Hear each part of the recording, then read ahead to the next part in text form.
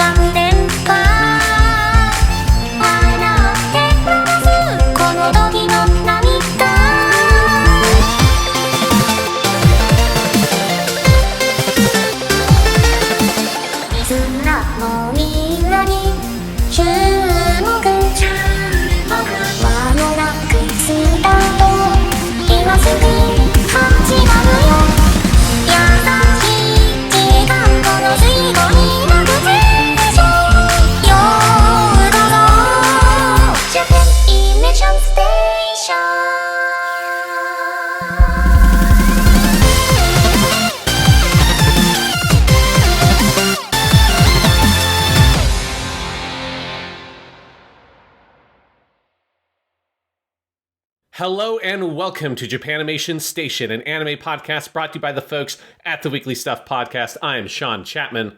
And I'm Jonathan Lack.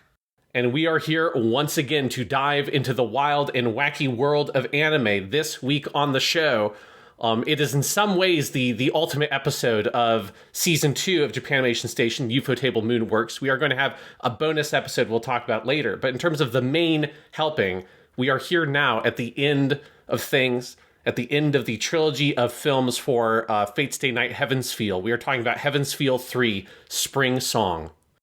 Yes, we are. And again, as with last week, this is a lot of movie. I could make some joke and play coy here and be like, the real Heaven's Feel was the friends we made along the way. But no, this is a beautiful movie. This is one of the best films I've ever seen. And I would put it, same for parts 1 and 2. This is incredible. There's a lot to break down here. I felt, I will say, very similar last night finishing Heaven's Feel 3 as I did way back in the day, the first time I finished Persona 3, where I was just kind of sitting in silence for a while, processing. And obviously there are other works of art that have done that to me, but there was just something similar about, like, I think the sheer confidence with which it goes for an ending that has a fair bit of ambiguity and a lot of beauty and a little bit of sadness. It's a tremendous conclusion. It's a beautiful animation adaptation. Again, I haven't played the Fate Stay Night visual novel, but just as a film, this is stunning.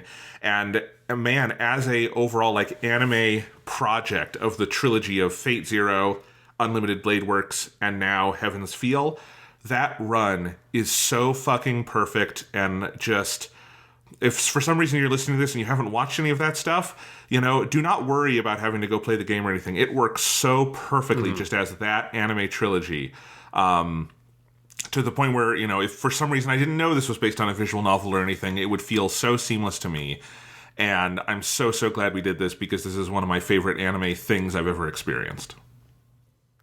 Perfect. This is exactly what I wanted. That's very much like, this season of Japanimation Station has felt a lot like Weekly Stuff Gundam to me, in that, I've kind of brought to you this thing I really love a lot. Although for me, Fate Stay Night, I've loved for quite a bit longer than Gundam. And specifically this movie, Heaven's Feel 3, for the Weekly Stuff Gundam comparison, this is what Turn A Gundam was for me on that podcast, where for the longest time I had that in my sights of eventually we're going to get to you, motherfucker, and we're going to podcast the fuck out of you. And that's very much what Heaven's Feel 3 was. Because I think when I watched these movies, and specifically finished the third one, that was when I was eventually we're going to do podcasts on these. Eventually I need to get Jonathan to watch these, because I want to be able to talk about this movie. Because, yeah, all of the movies obviously are great, and really you have to kind of take them as a set, because obviously it's a big trilogy and it's a fully, contiguous story here. But this movie, with how it resolves everything, how perfectly it adapts the ending of the game, and be able to do it in the anime format, where they've had Fate Zero as the kind of opening chapter, where I think, as they've done with the other movies, kind of tweak things slightly in terms of what they emphasize in order to make that connection kind of more specific. It's just an incredible conclusion. It's the best one of the best endings of anything I've ever seen, whether it's in the game or it's here. And this movie, like, is mostly like a giant climax. Like I was interested when I was watching it to see that they enter the cave where the Greater Holy Grail is at the 1 hour mark of the film. The entire second half of the movie is everything that happens in the caves underneath Fuyuki with the Greater Holy Grail.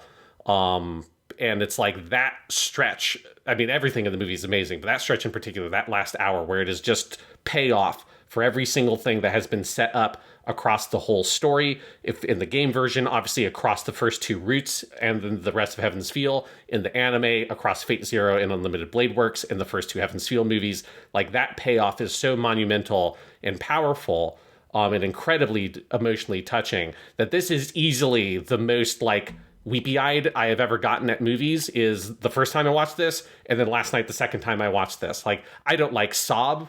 I've never cried when I've watched movies, but this is like I actually have tears coming down my face, which is more than I think any other movie has ever done to me.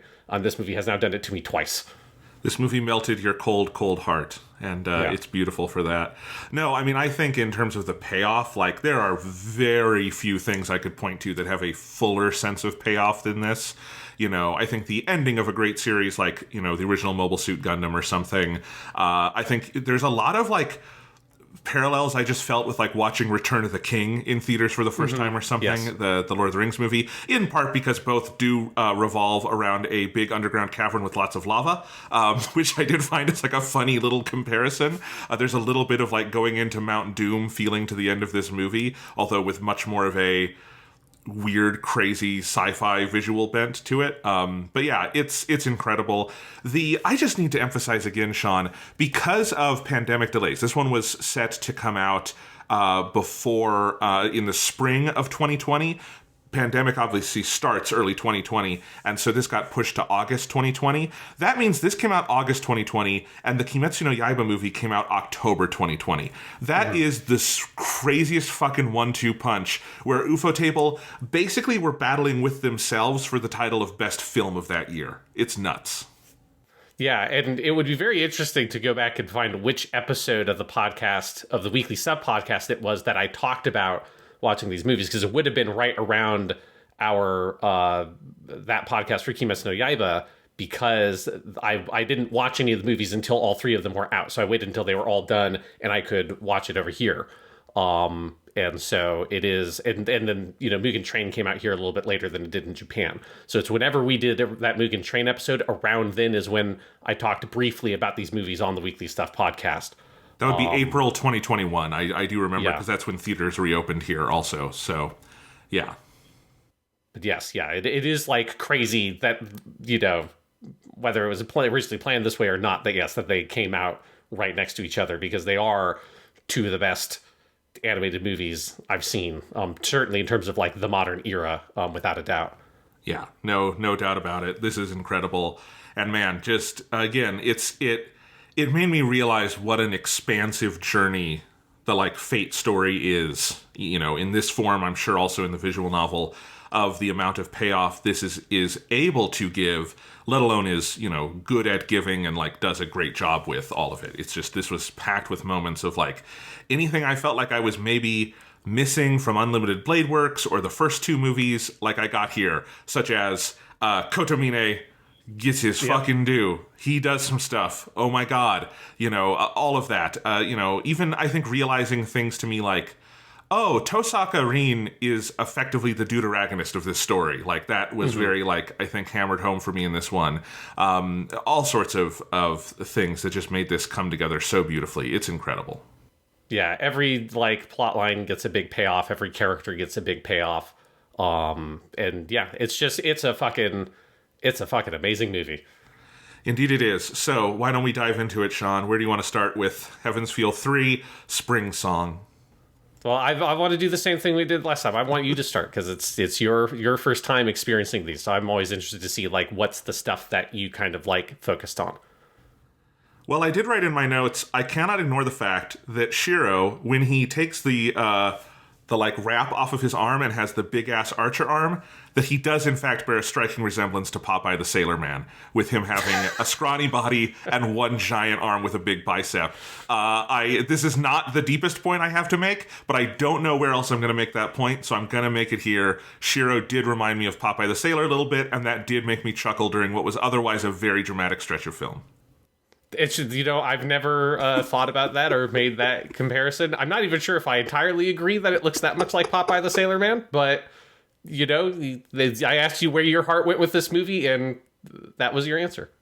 Deep thoughts, that is what I have here. Man, there's so many places we could go with it, I guess, and I'm debating whether or not I just jump to the end of this or not.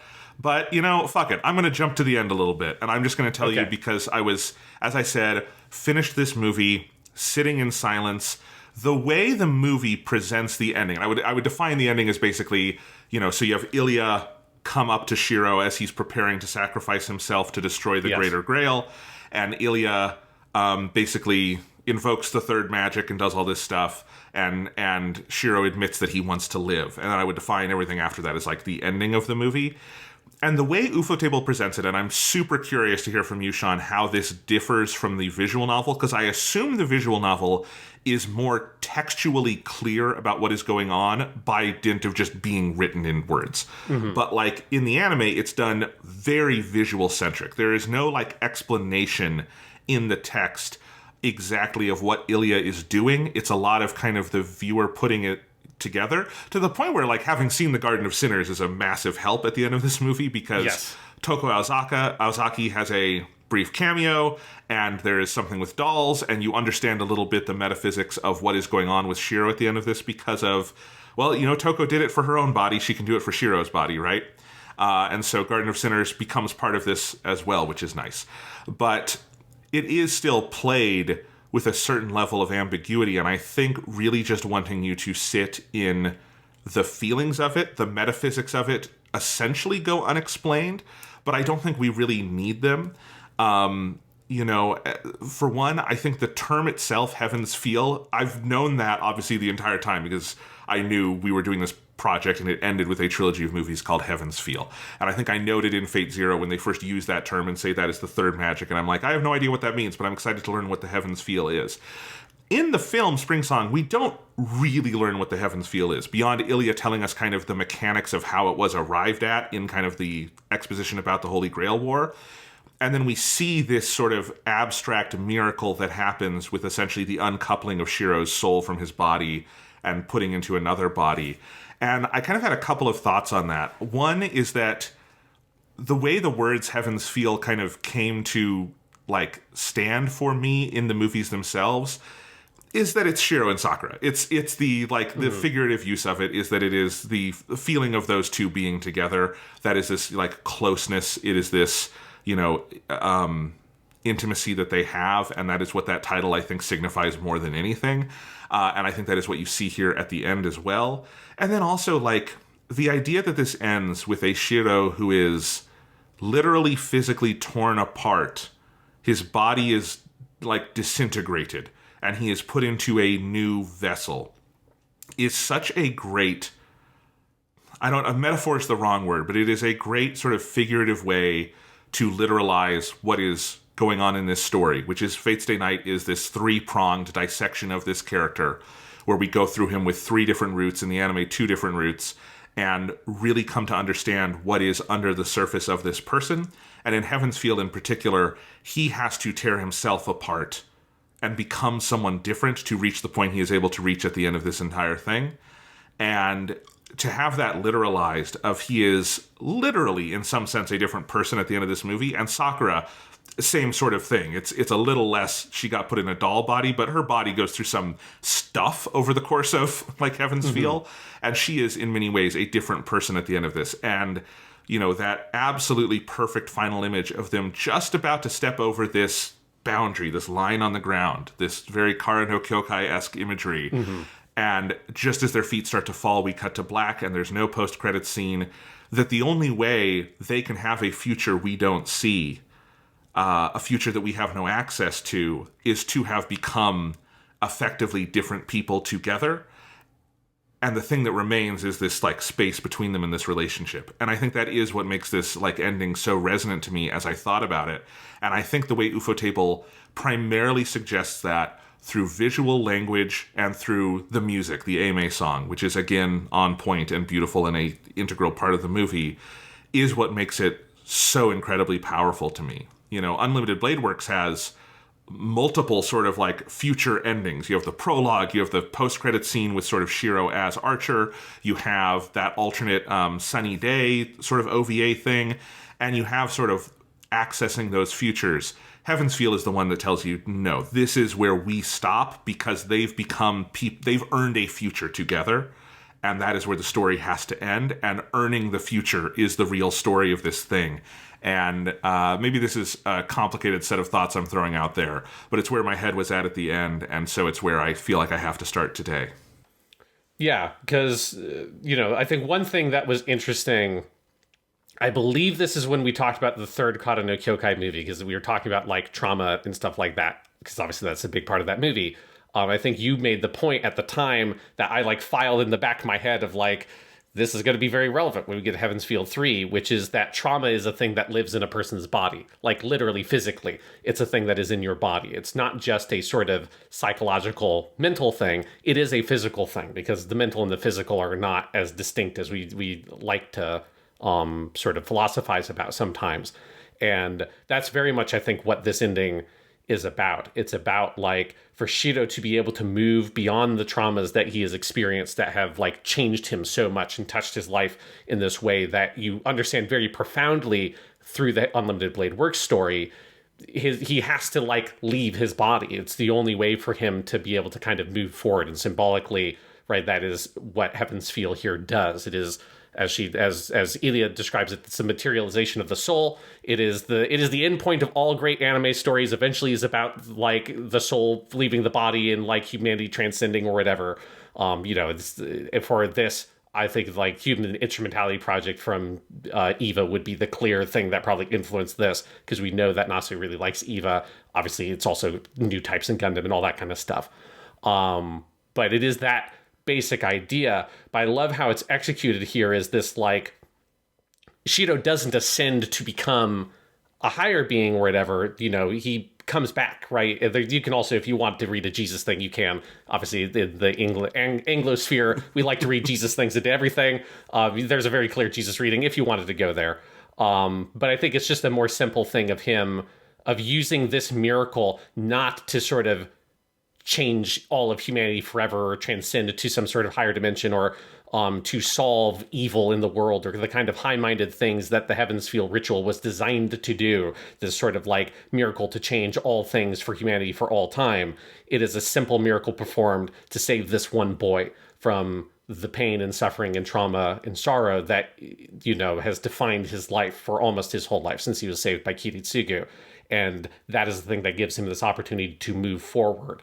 And I think the thing I said on the podcast when, you hadn't seen any of these yet, but I wanted to be able to talk a little bit about these movies, is that fundamentally what Fate Stay Night is a story about trauma. And Heaven's Feel specifically is a story about two people who have been so touched by these intense traumas, finding a way to move forward into the future through a relationship with each other, and, like, how fraught and frightening and kind of dangerous that process is, but that ultimately that's the thing you need to be able to do, is find this sort of, like, salvation in each other, in this shared, like, sympathy and shared pain and shared love. And that's the thing that allows you to cross that boundary.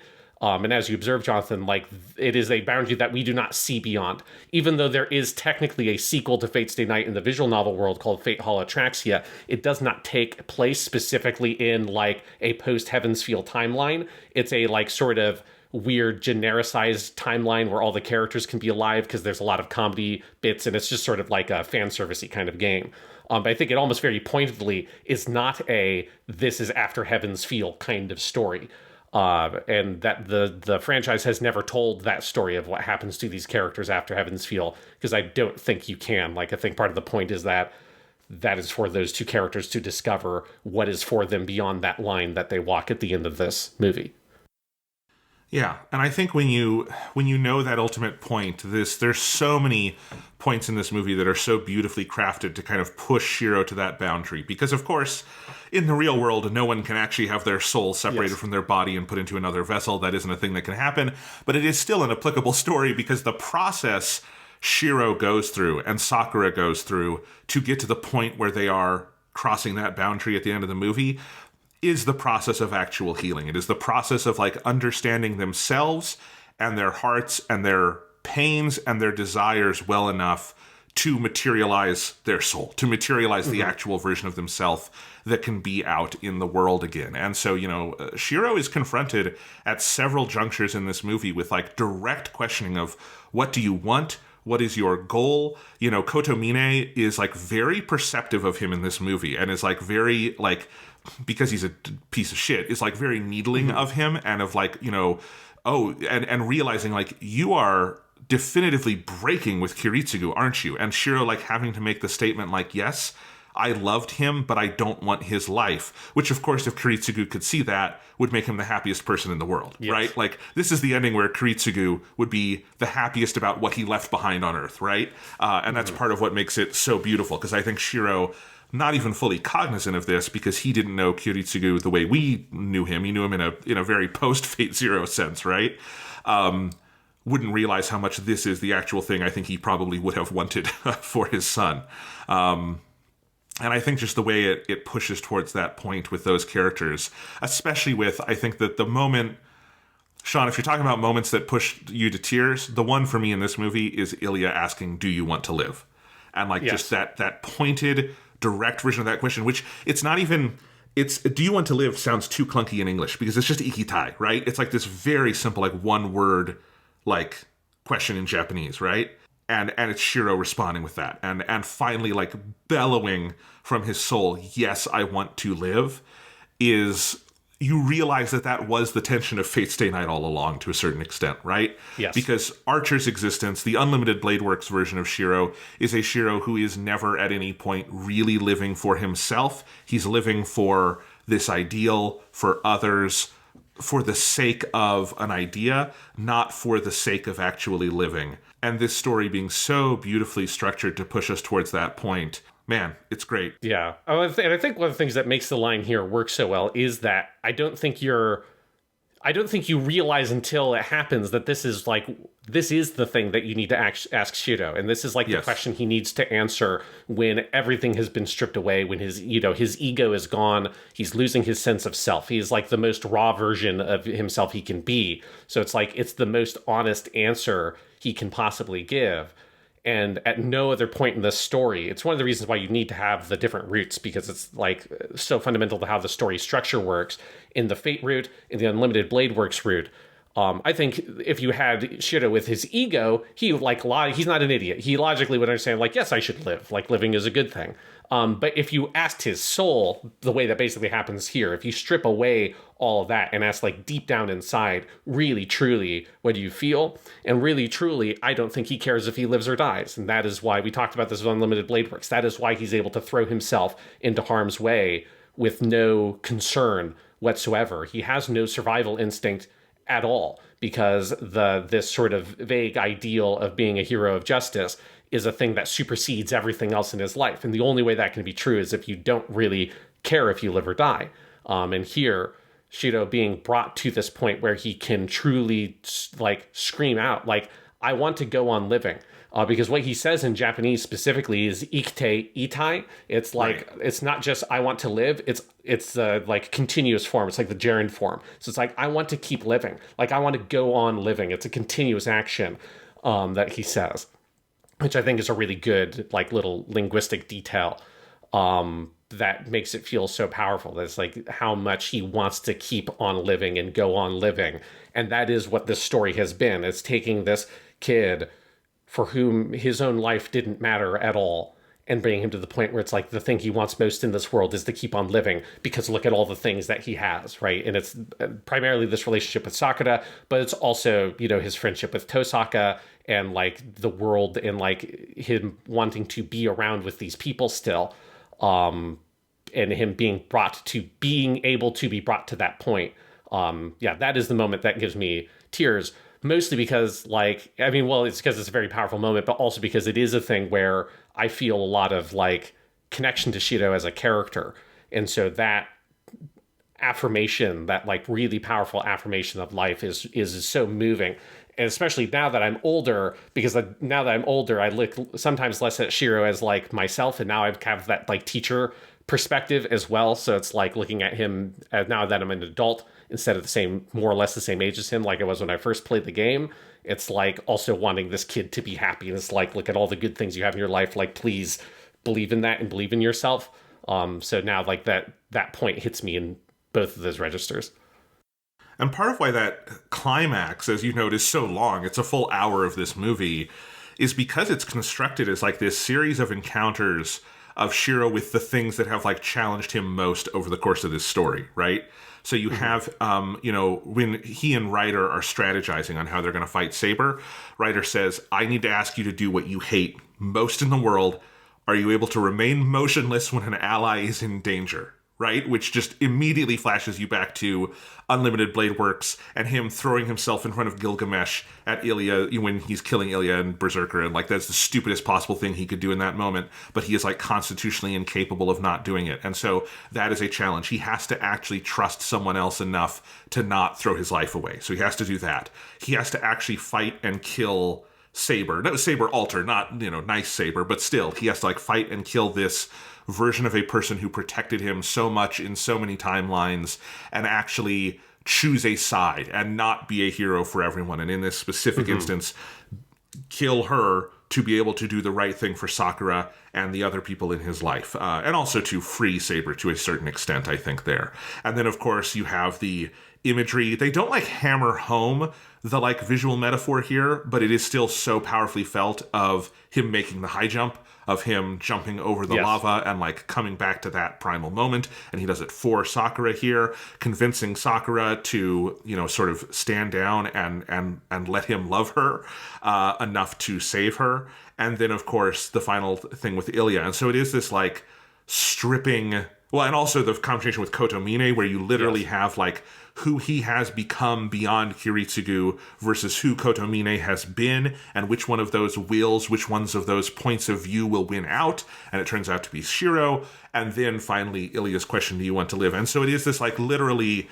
And I think it's no accident that this is a story where they go underground. They are literally, like, going down into almost the depths of, like, hell. It is almost like a, because we have...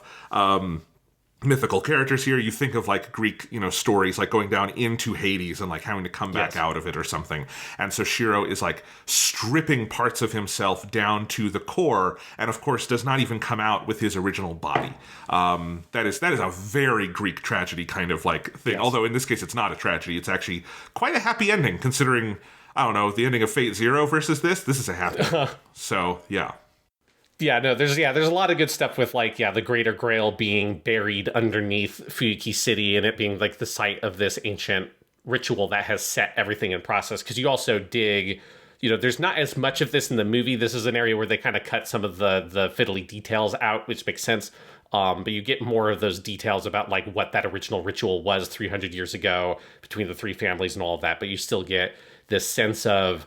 we're reaching back into, like, the roots of all of these problems and, like, digging into the subconscious.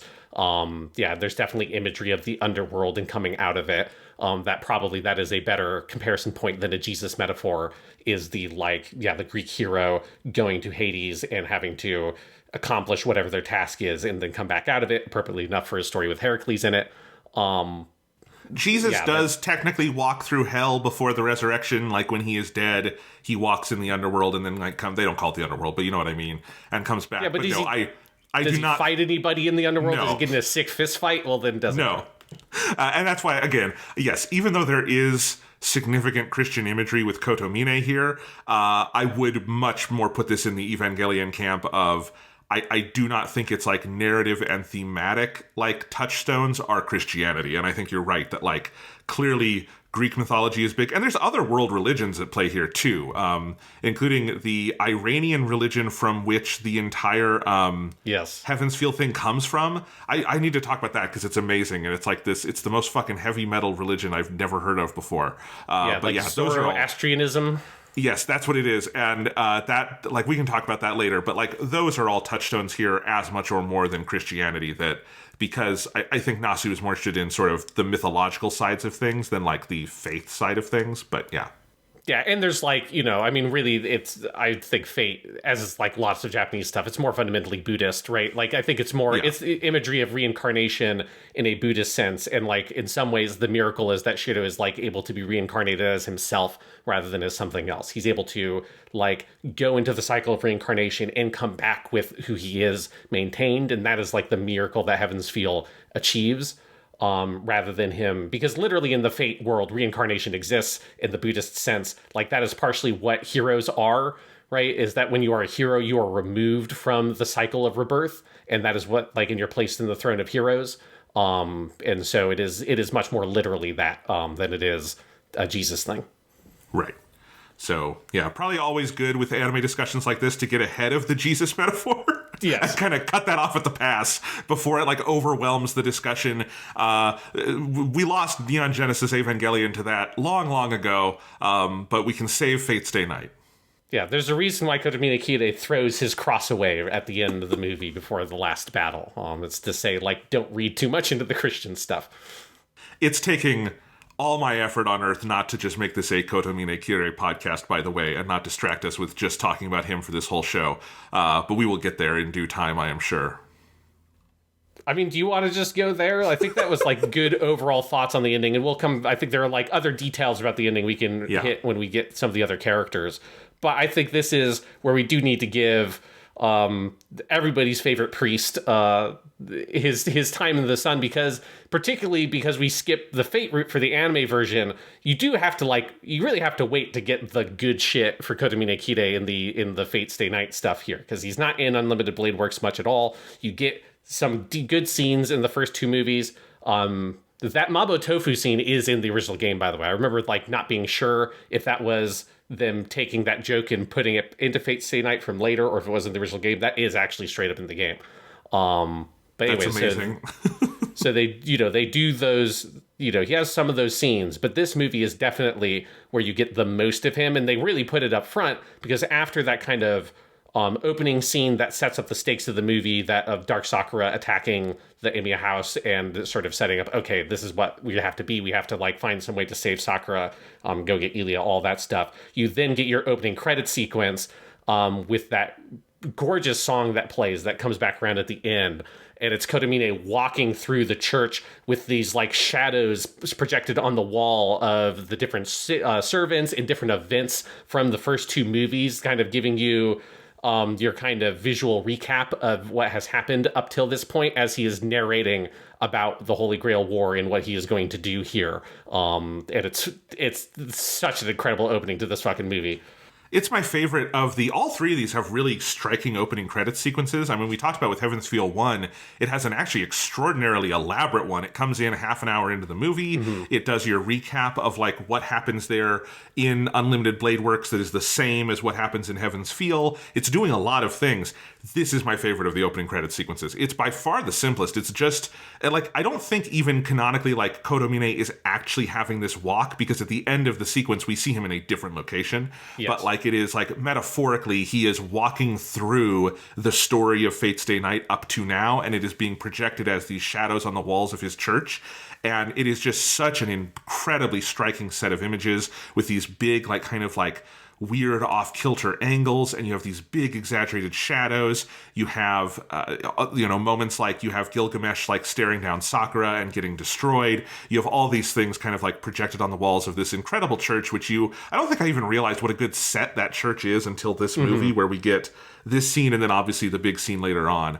But yeah, Kotomine's role in this movie is incredible. And as, man, I loved Fate Zero so fucking much. And it's so cool now that we're at the end. I feel like all the different things I loved in Fate Zero have come back and been paid off on between Unlimited Blade Works and Heaven's Feel. And Kotomine was one of kind of the last ones I was sort of waiting on. Like, what is his ultimate role in the story? And of course, his ultimate role at the end is like he's the last force for Shirou to, punch through before like the end of it, as it damn well should be. But I love what he comes to represent in this story. And also, I texted you this last night, Sean, when I finished the movie. As I was sitting in my pool of emotions, I went to Letterboxd, the film social media, to put in my rating on this movie, and saw the 3 most popular reviews on Letterboxd.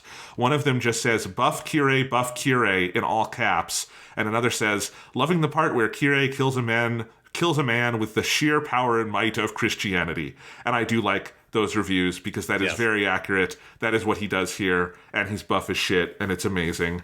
It's so good. Yeah, it's an amazing use of his character. And I think one of the big things that Heaven's Feel does, and this is something that particularly anime I think is able to do much more pointedly because of Fate Zero, is it like draws some parallels that I think like it comes to the conclusion that in many ways Shirou is a lot more similar to Kirei than he is to Kiritsugu. Yes, right? I love that half of this. Like when they go, that's the kind of dialogue that you get into and you're like, I would not have thought of that, but it like reorients my thoughts on this in such a fascinating way. It makes them paired as the final, kind of matchup so powerfully in a way I wouldn't have anticipated. Yeah, because they're both these kind of hollow people that aren't sure how to like experience joy for themselves. And like Shirou is trying to do it by pursuing this ideal of being a hero. And then, Kotomine being an adult, like he has come to this conclusion that for him, the only joy he can feel is causing misfortune for others and pain and suffering for other people. But it does present this like potential vision of this more kind of dark, sinister, villainous kind of life that Shirou could lead, right? That if like, what if he fills that emptiness inside him with something else? And that's what Kotomine has done.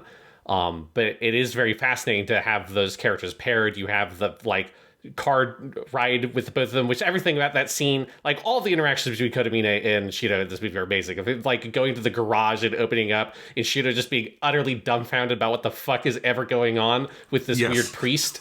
But then they just have this long chat in the car where Kotomine describes to Shirou what like his perspective on Kiritsugu was, a little bit of a recap of like some of the major stuff he saw in Fate Zero of like, like how they were both men who were like completely the same and yet completely different, right? That Kiritsugu had all these things in his life, this love in his life that he kept cutting away in order to try to do what he thought was best. And then Kotomine was desperately trying to find some way to love things, like some way to have love in his life, and couldn't figure it out, right? And so there are two men who both kind of arrived at the same place, but through completely different methods is how he describes it.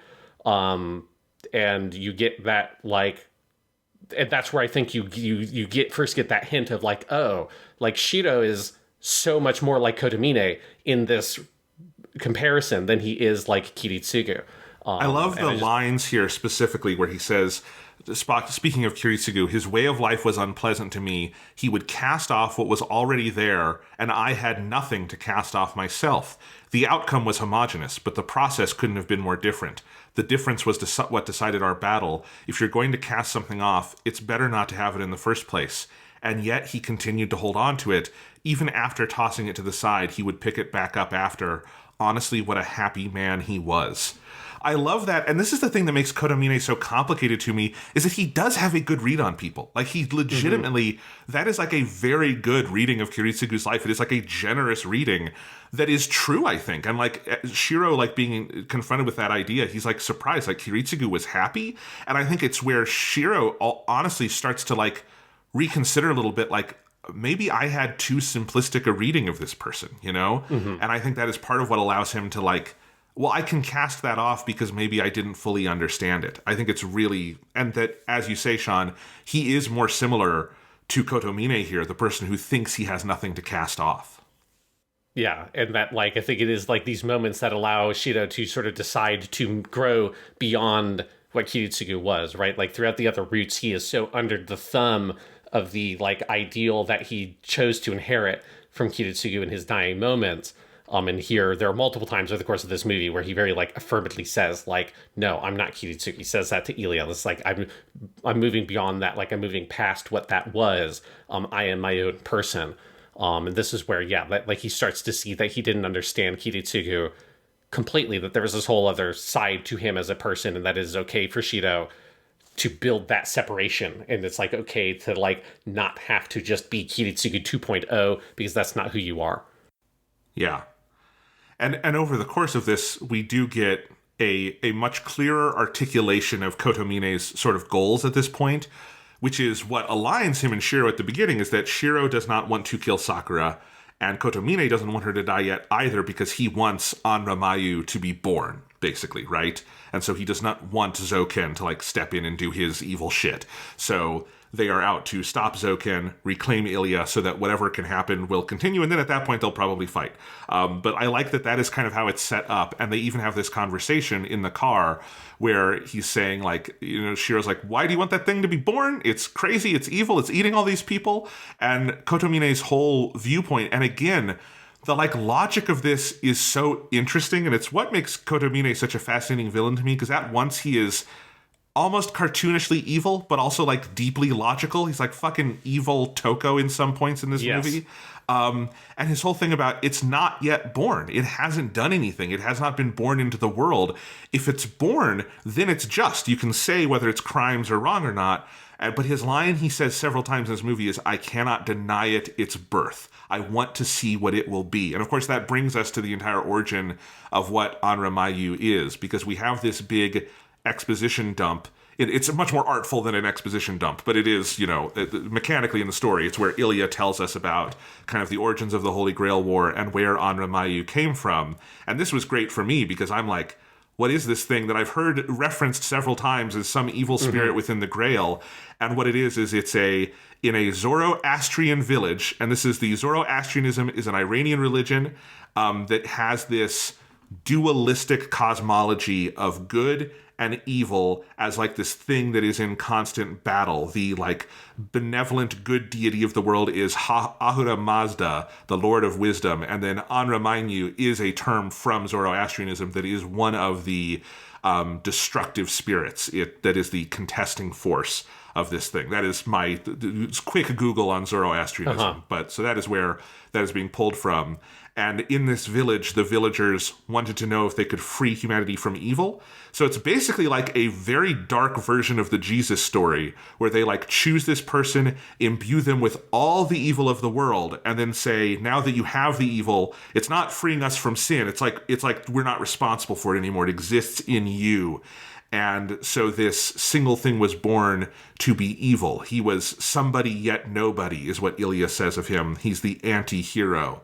And that is the thing that like resides in the Grail, because there's this continued explanation that it was defeated in one of the early Holy Grail wars and absorbed therein, where it like becomes, it is able to take on that force of truly embodying evil. And that is what Kotomine wants to see, like, if that exists in the world, what will it be? And that is such a terrifying idea, but we also understand Kotomine well enough at this point to understand why that's what he wants. Yeah, and I think there's a lot there of with because with Anramayu, right, like part of the concept is that it's like, you know, some random kind of villager, and he's like a boy. This is something that it's expanded on a lot in Fate Hall Atraxia. But, you know, it's like this boy who's just sort of like selected at random to just be chosen to be the symbol of all things that are evil in the world. And because of that, he gets recorded in the Throne of Heroes as this like emblem of, in the human subconsciousness, he represents everything that's evil. And because Zoroastrianism is from like 1000 BC or something, it's one of the oldest like systemized religions in the history of human civilization. In Anramayu, in the human subconscious, like takes on all of that within the Throne of Heroes, because all heroes are really built from our public, like the collective unconscious perception of what these things are. And then Anramayu ends up summoned as the Avenger class. It's the 8th class. It's like this sort of basically this thing that shouldn't have happened, but something goes wrong. Anramayu is summoned in the Third Holy Grail War when he is killed. Because he's just a kid. He's not like the world's greatest archer. He's not like the most powerful swordsman ever. He was just like a kid who was selected and to be like decided to be evil. He's got no actual power.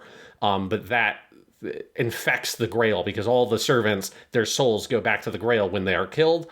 And that is the muck. That is the evil. That is the fire that is in the Grail. That is the thing that Kiritsugu converses with at the end of Fate Zero that shows him that vision of like, oh, the boats and like the end point of your philosophy. Like that is why the Grail is corrupt from fundamentally in a sort of narrative sense or in a canonical or chronological sense. It's that Angra Mainyu has infected the Grail. And then, yes, Kotomine wants it to be born. And I think like part of the reason is because I think that is what Kotomine thinks he is himself in many ways, right? He's this man who, as he describes his relationship with his wife, he's like a man who only can have pleasure from the misfortune of others, but he was cursed with common sense. He understands that that's wrong. He knows that it's something that he shouldn't be. Like he's not only not an idiot, he's like a fucking genius. He understands all these things logically, and he logically understands that he should be pursuing some sort of benevolent path. And yet the only thing that makes him feel anything is other people's suffering. And what is that if not evil? You know, that's the thing that he sort of laughs about at the end of Fate Zero. Is is this what my heart has always desired? Like, what kind of a wretched dog could want this to happen? The burning of this city. It really reframes Fate Zero a little bit of when you go back and think of it as he is kind of analogous to Shirou in that Holy Grail War, you know? He does go into it with more knowledge than Shirou does, but it's also, he's not doing it for his own purposes. He's just working for Lord Tosaka, and he's just kind of going through the motions. And I think there's, you know, it's very clear, if Gilgamesh didn't come in and start, you know, whispering in his ear, Kotomine would not have necessarily been an evil force upon the world, right? He might not have been a good one, but it's Gilgamesh whispering in his ear like, Don't you want to see what it's like? Don't you want to see what it's like? Why don't we just engineer one Shakespearean tragedy with this Mato boy? See if you like that, and then we'll go from there. And Kotomine likes it very much. And then there's this question he poses at the end of the movie during their fist fight about Angra Mainyu that is so fascinating to me, of this thing like, he's saying, you know, life inherently has good and evil. Good and evil is just a part of the act of living. But this thing, this boy cursed with evil, only ever existed to embody evil, to kill. What will he be when he like awakes? And you can tell it's Kotomine trying to understand his own heart more through this, right? Yes. Like he wants, because he says this line, if one who was wished to be as such bears no doubts toward his own functions, then he is not evil, because he didn't choose to be evil, right? And so he's like, I want to know what this thing will be. And that is what he's fighting for. It's chilling and it's fascinating. And it's just, God, he is one of the best villains in the history of fiction. Oh my God. Yeah, because also, like, in that same sequence, like, one of the observations that Shirou makes, or the realization that Shirou comes to, this is one of the places where he sees that they are paralleled, is that they both see themselves as sinners, is his line, right? Yeah. Like, oh, we both think we are people full of sin, and we're trying to find some way to resolve that, like some kind of absolution, but the way they're going about it is completely different. Kotomine wants to get absolution for his sins by bringing the rest of the world down with him, right? Like, down to my level. Like, let me have sin and evil born into the world and see what that is. And if it is what he is looking for with Angra Mainyu, it means that he can't be evil. It means that he's not a sinner. It means that he's not bad because he had no choice in being what he is. Whereas Shirou is trying to get absolution for his sins by like compulsively pursuing this vague ideal of being a hero of justice, even though he doesn't know what that means. He doesn't know what it will accomplish. It doesn't come from him. It doesn't come from his heart or his soul. It is something he's inherited. And he's trying to get absolution for his sins of being the only boy who survived, right? It's that kind of like survivor's guilt complex that he has. And so he just happened to end up trying to find absolution for these sins he feels for himself in what the world would consider to be a positive way, even if Shirou maybe ultimately didn't really think much of it. Like, it didn't come naturally from him, in the same way that Kotomine is like trying to get absolution from his sins by bringing the world down in this like way that the rest of the world considered to be negative. But it's your classic, to make my requisite Naruto reference, it's the classic Naruto Sasuke dynamic of like the line in Japanese is yakudatta kamoshirene. Like, it could have been the opposite. It could have been the reverse. Who knows? I just want y'all to know, behind the scenes, Sean is fighting me on the idea of doing a Naruto season of Japanimation Station. Like, why should we do that? I'm like, I don't know, Sean. Maybe it's because you mentioned it in every single episode, and it would be relevant. But that is neither here nor there. Yes, this is a good description of Kotomine.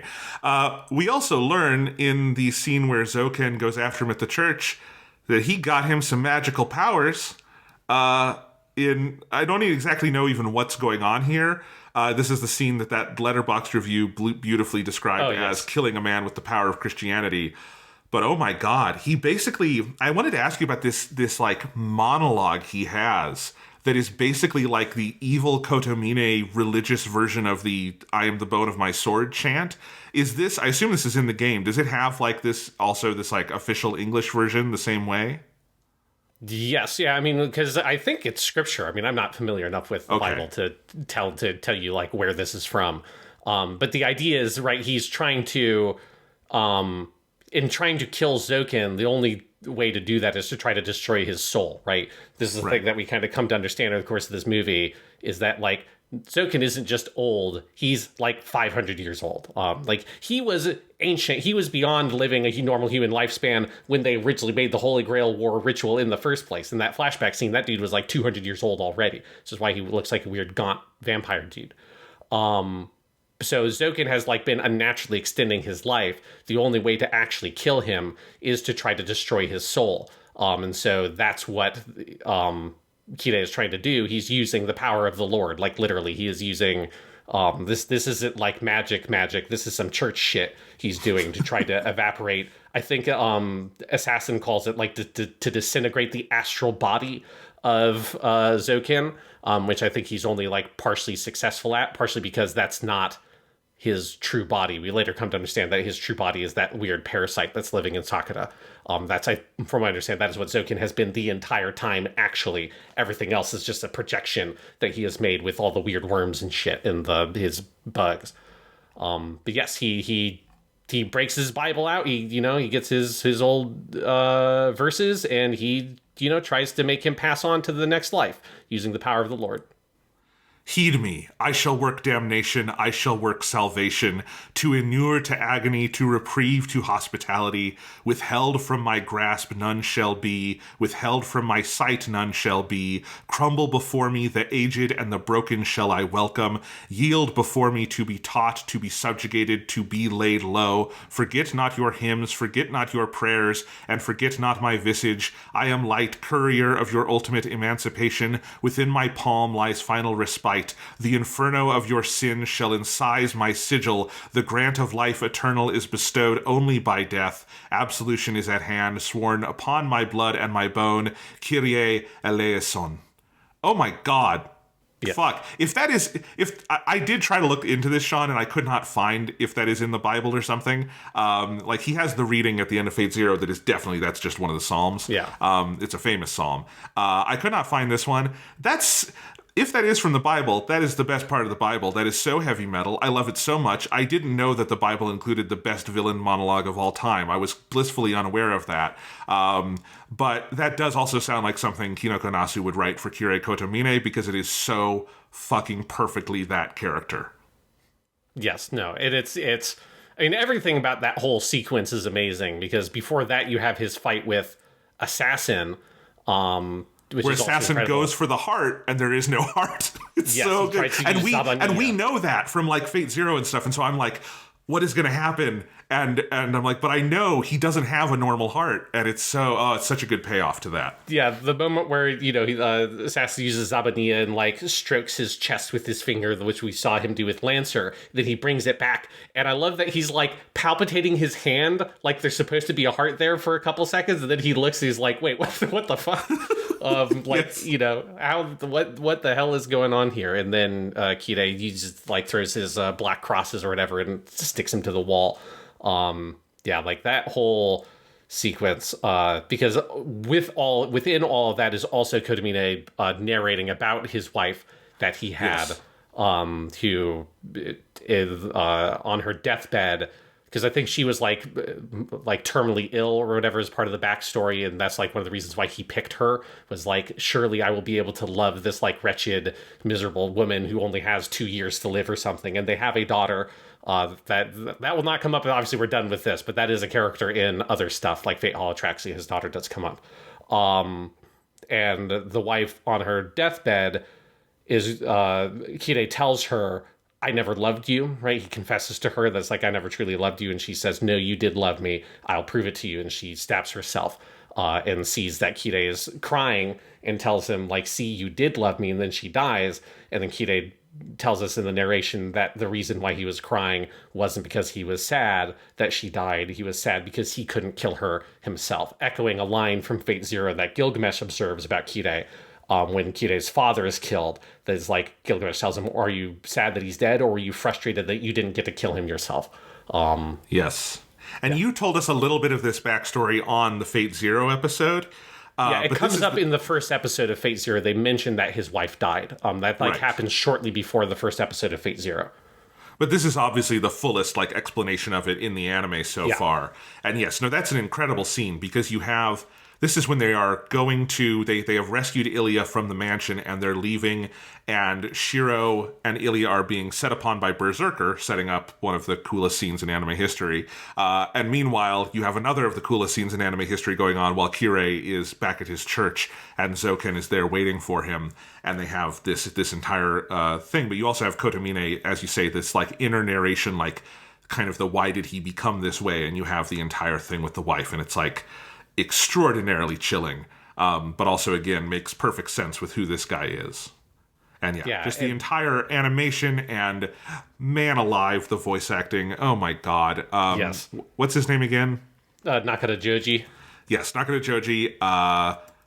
Just this is the best work he does on all of the Fate stuff so far. It's so incredible. It's just so spine chilling. That entire sequence in the church I did as soon as it was done, and I had grabbed all my screenshots to have the dialogue. I just rewound the movie by about 5 minutes and watched it all again, because I'm like, this is so good. There were several moments. This movie took me about 2 hours and 45 minutes to actually watch, I think, because I was pausing, I was getting notes, I was rewinding scenes, and oh my gosh. But this one, just the power of him just dissolving Zoken's body with the power of Christ, doing this incredible exorcism of this evil piece of shit. Because as bad as Kotomine is, Zoken is worse. Zoken is a worse piece of shit. Kotomine has done some really evil stuff. He hasn't done a Zoken level of evil stuff. And so, man, and you get to watch Zoken die 3 times in this movie. Yes. It's so satisfying. You get this scene, you get Sakura ripping him out of her body and squishing him, and then you get him falling into lava pathetically. It's fantastic.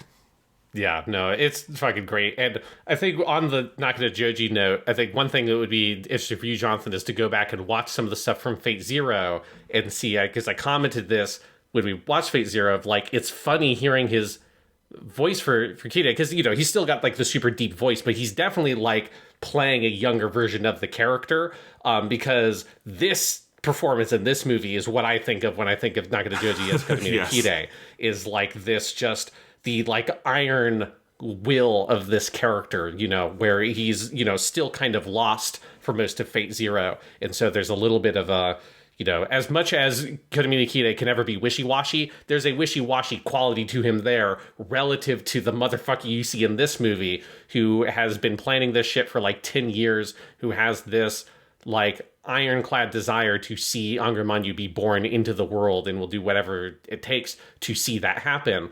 And I think part of what I love about it is, he doesn't really give a shit about Emiya Shirou, right? It's not it's not an Amuro Char kind of relationship, or it's not a Naruto Sasuke relationship, or it's not that kind of rivalry between protagonist and antagonist. Like Kotomine Kide wouldn't care less if he had like never encountered Emiya Shirou again. It's not about like that sort of rivalry with Kiritsugu or anything like that. All it is he wants this thing be born. And that's his only objective, and that's the only thing that he is ever kind of really working towards. This is the closest he ever gets, is here. I mean, he never even really has like personal animus towards Shirou, even in their final fist fight. The most annoyance he shows with Shirou is like when he's punching into the fucking swords coming out of Shirou's body, and he's like, this body of yours is a real problem, kid. Yeah. This is, I forget he's like, this is an inconvenient body to be fighting. But like his whole, even how he frames that big final fist fight they have isn't, you piece of shit, you keep, meddling with, you kids meddling with my plan. It's more like, you have your will, I have my will. Let's see whose will wins out. Like, that's his viewpoint for all of this, is I want to see what will happen if I put this will into the world, right? He doesn't even seem that upset about, like, being the first one to fall, because, like, this is how he's kind of constructed the entire thing. And that's part of what makes him so incredible. But yeah, going back, you talked about his performance in Fate Zero. I remember on those podcasts mentioning that in the early going, Nakata Joji is not the voice I would have expected coming out of that character, because the younger Kotomine character model doesn't look like he would have the deepest voice in those scenes. And his character is, again, not the one who, like, commands the most respect or awe at the beginning of Fate Zero, right? And so it is kind of a voice that the character grows into. And that's what's so interesting. Like, I think the voice itself tells you there's a little something off about this guy in Fate Zero early on, that, like, Nakata Joji is able to kind of play with that tension as the character grows into the person who will have this voice, which, of course, yes, he would have done all these lines before in the visual novel, and then Fate Zero would be going back and kind of rethinking it, coming back up to this point. That must be part of why, I mean, all the voice work in this is so incredible, is every single actor has done this before, and they're doing it again with another 10, 15 years of experience and, perspective on the story. Yeah, absolutely. Yeah, because across the board, the Heaven's Feel movies, I think, are the best performances of all the major actors for this franchise. Like, they really... I think it's partially because Heaven's Feel gives the actors, like, the juiciest material. With some exceptions of, like Junichi Suabe as Archer or whatever, who obviously has, like, bigger stuff in Unlimited Blade Works. But for most of our main characters, this is where, like, you get this just, like, incredible lines, incredible drama, and then, as you say, like, this experience that every actor has kind of grown with these characters, and has a much bigger perspective on it. And then also you just get the benefits of, like, the anime production environment where you're all... or, this would have been COVID, so not everybody, but you'd have multiple actors in the booth together and, like, performing together. So that also adds a layer to it that the visual novel doesn't have. But yes, across the board, incredible performances, top down. It's one of the things, though, like with Nakata Joji, that in particular makes this, I think, hands down the best opening credits sequence across these three movies, is just getting to hear his voice. It's just one of the best voices that any person has ever had. And it's just like, you could, this is one of those voices where literally you could just have a great time hearing him read the phone book, because it's so fun just to hear his voice. I mean, he could make it sound like either he's giving you a great, fatherly lesson, or the phone book is the word of an evil god come to destroy you. He could make it sound either way. He is one of the best. But yeah, no, I agree about the voice acting. I mean, we have already talked about, like, in movie 2, how Noriaki Sugiyama, like, is playing more into kind of the maturity of this Shirou. That very much continues here. His work near the end when Shirou's, like, voice is giving out, he's not able to remember names anymore. All of that stuff is incredible. Obviously, Noriko Shitaya, who plays Sakura, who gets to more of a range here. Everybody. I even noticed, like, Rin Tosaka has more to do in Unlimited Blade Works. Obviously, that's more her story. I think Kano Ueda's best stuff is in this movie, though. Like, her stuff near the end with Sakura, that is the best stuff she's done as Rin, and that's amazing. Again, that's where you kind of start to realize she is another, like, one of the really protagonists of this story, because she's there in all the routes, even if, she only kind of ends up with Shirou in one of them. But yeah, well, I mean, she's, the opening, the first 2 hours or whatever that game are you playing from Tosaka Rin's perspective. So yeah, she's absolutely a Deuteragonist type character. Yeah. But just the last thing to say while we're on the Kotomine thread here, you have so much good stuff in the last hour of this movie, of the big, Rider versus Saber fight, and you have Shirou pulling out, Ro Ayas against Excalibur, and you have, Shirou pulling Sakura back from the brink and all of this stuff. And then, because Kinoko Nasu is a genius and knows how to structure a story, what we really need to end this is for Shirou and Kotomine to pull off their jackets and have a big fucking fist fight as the world ends around them. this is how all movies should end. This is how all stories should. Just, you need a fucking fist fight at the end. That's just, I like the fucking Wachowski sisters. They know that at the end of Matrix Revolutions, that trilogy, whatever else it is, it has to end with a fist fight between our two sort of opposing figures. And here we build it too. And it's just, there is something so deeply, immensely satisfying about Kotomine pulling off the fucking cross and getting his buff muscles out, and Shirou getting his big Popeye arm out, and them just going to town with some of the fucking just best, I wanted to say cinematography, it's animation, but you know what I mean, the best like framing in this entire series is some of those shots of them during the fight. One of them is in our theme song because it's so good this season. Fucking hell, it's good, Sean. Fuck. Yeah, it's amazing. It's the Yakuza game rule of like climaxes that whatever happens, the end of your story should be like two dudes ripping their shirts off and then punching each other in the face to prove they're right. It is the best. It is like scientifically the best way to end a story. I don't care. Like that's how fucking Pride and Prejudice should have gone down. Get some other dude for Darcy. They rip their fucking shirts off and punch each other in the face to prove they're right. It's like how all things should go.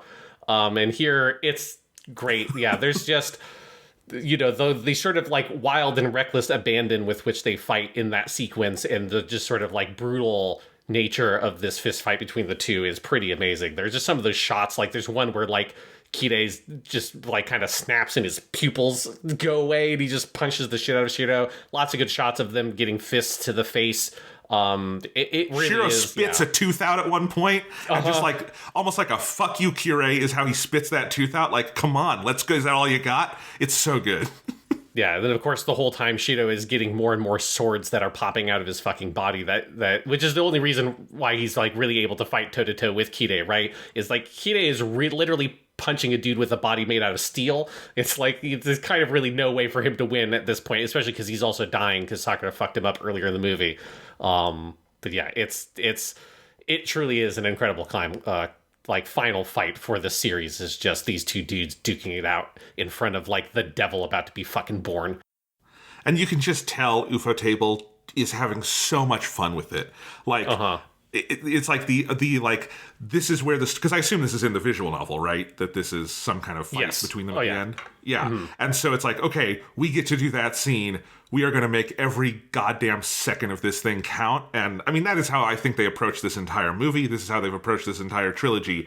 But obviously, I have to imagine if you were working at Ufotable over the course of the 2010s, from the moment you're adapting Fate Zero, knowing that one day that stuff at the end of Heaven's Feel might be where you're going, must have been so exciting to like know that we would eventually get here. Because this is the best stuff. This is like the stuff that like you would fucking kill to work on, right? Yeah, I mean, it's the thing that we're really, as a fan of Fate, it still kind of just blows my mind that these movies exist. Because it's a thing that for a long time I just assumed you would never be able to do it. Like, it's just like Heaven's Feel just feels like too challenging of a project. I think it's because you have to have the like other stories to lead up to it. With at the very least Fate Zero and Unlimited Blade Works, the content of Heaven's Feel is so heavy and so fucking dark and violent. Particularly, and then if you want to include the like sex stuff, which I think is really important for the story, that also makes it, I think, a hard thing for you to be able to adapt. And one of the reasons why it needed to be movies. But then also, like, the story is, like, so fucking dense. It's one of the reasons why I don't think a TV version, I don't think would work. Like, you need the kind of longer storytelling chunks of movies in order to, like, have this audience get invested in everything in the story. And it just seems like a huge fucking ask to make this trilogy of films. And it's like, I'm so happy that not only did they make them, but they're so good. Because it is that thing where if you're a fan of Fate, you know that Heaven's Feel is the best of the three stories. It's like the one that you most want to see get that stuff adapted, but you also know it's like the biggest fucking hurdle to try to get there. And there's so many franchises in the anime sphere that are kind of like this that like, oh, that last story arc is fucking amazing. Or it's like that last part of that one game or whatever it is so good, but it's going to take so much to get to that point that you're never going to get it. And, there's so many unfinished adaptations fallen by the wayside over the years in the anime industry that getting this like Heaven's Feel movie trilogy and getting all of this stuff like that fight done to this level, it still feels like a fucking miracle, like 3 years on, that these movies got made.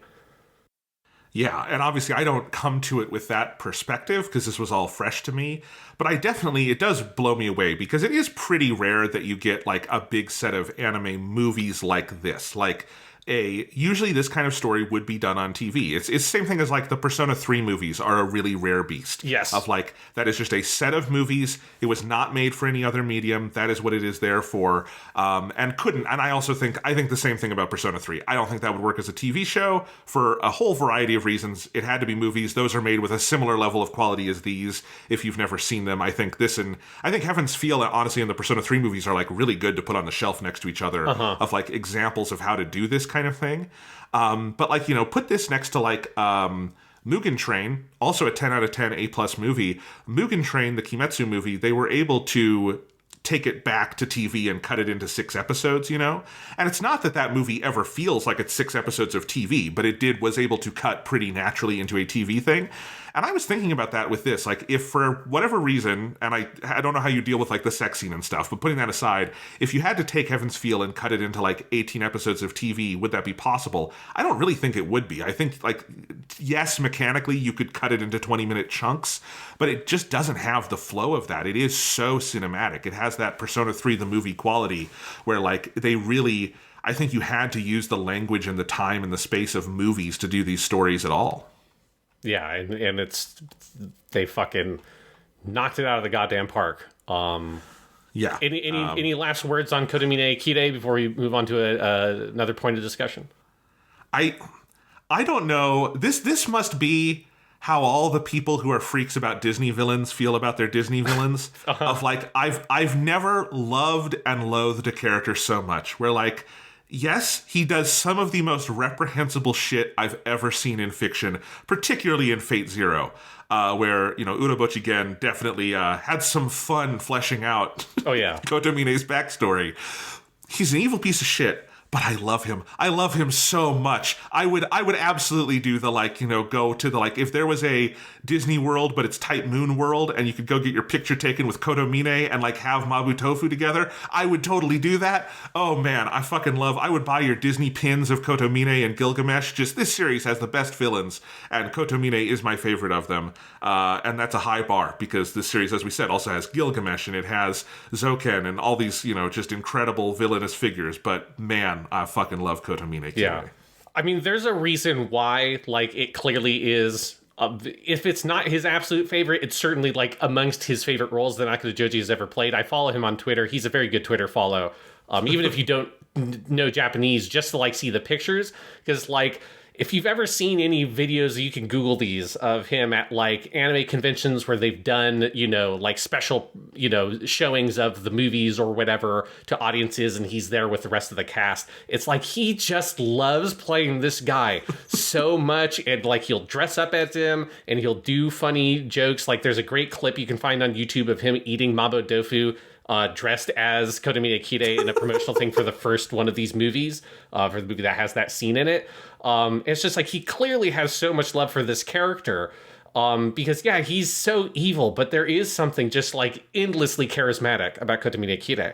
And I've actually started playing through the game again on the Vita version. I've just been playing like a little bit every night, because I think I just kind of want to play through the Fate route, just to get that again. But I recently got to the scene in the church where he's introduced for the first time, and it's crazy how much that game, like, that story fully clicks into place when Kotomine Kide steps in and you hear that fucking voice and he starts explaining this shit to Shirou, and he starts talking about stuff, and he clearly understands so much more about who Shirou is in his life, and Shirou has no idea what the fuck is this weird priest like deal. Like, that story really snaps into place, I think, in the game when Kotomine Kide steps into frame, because even though nothing in the story has told you this guy is going to be your kind of ultimate foe for Shirou, you feel it in your bones that this is the thing that Shirou must overcome. And it's just, he is that kind of villain that you just can't help but love to death and want to see as much as you can, because he's just an absolutely amazing character. Yeah. Love him to death. Also hate him. But, man, he's my boy. All right.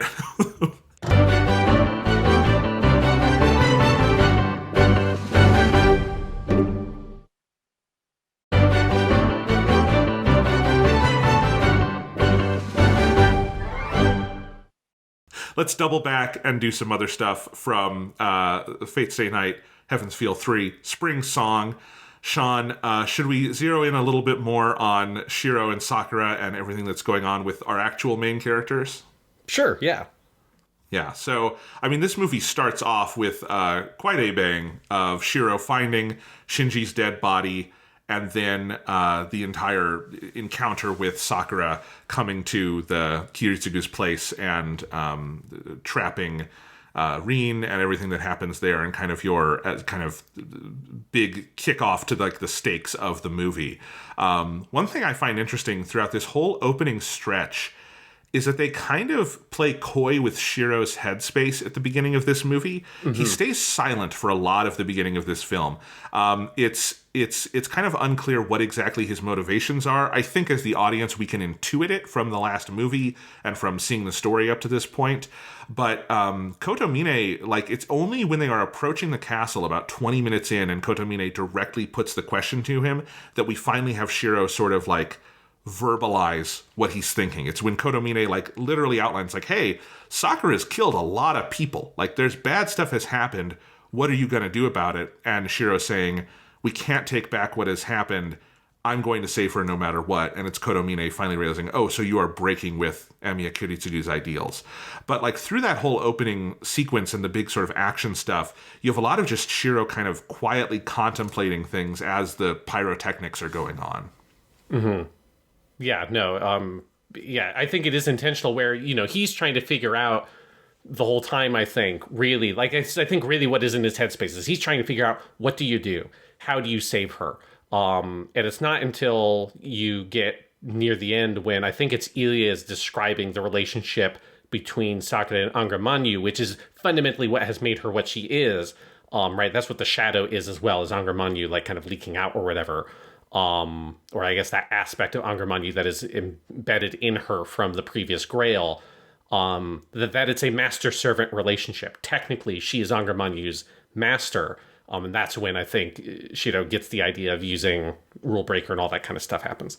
But yeah, he's trying to figure out, like, how do you help this person? How do you save this person? What do you do to save Sakura, both, like, physically, but also, like, mentally and spiritually as well?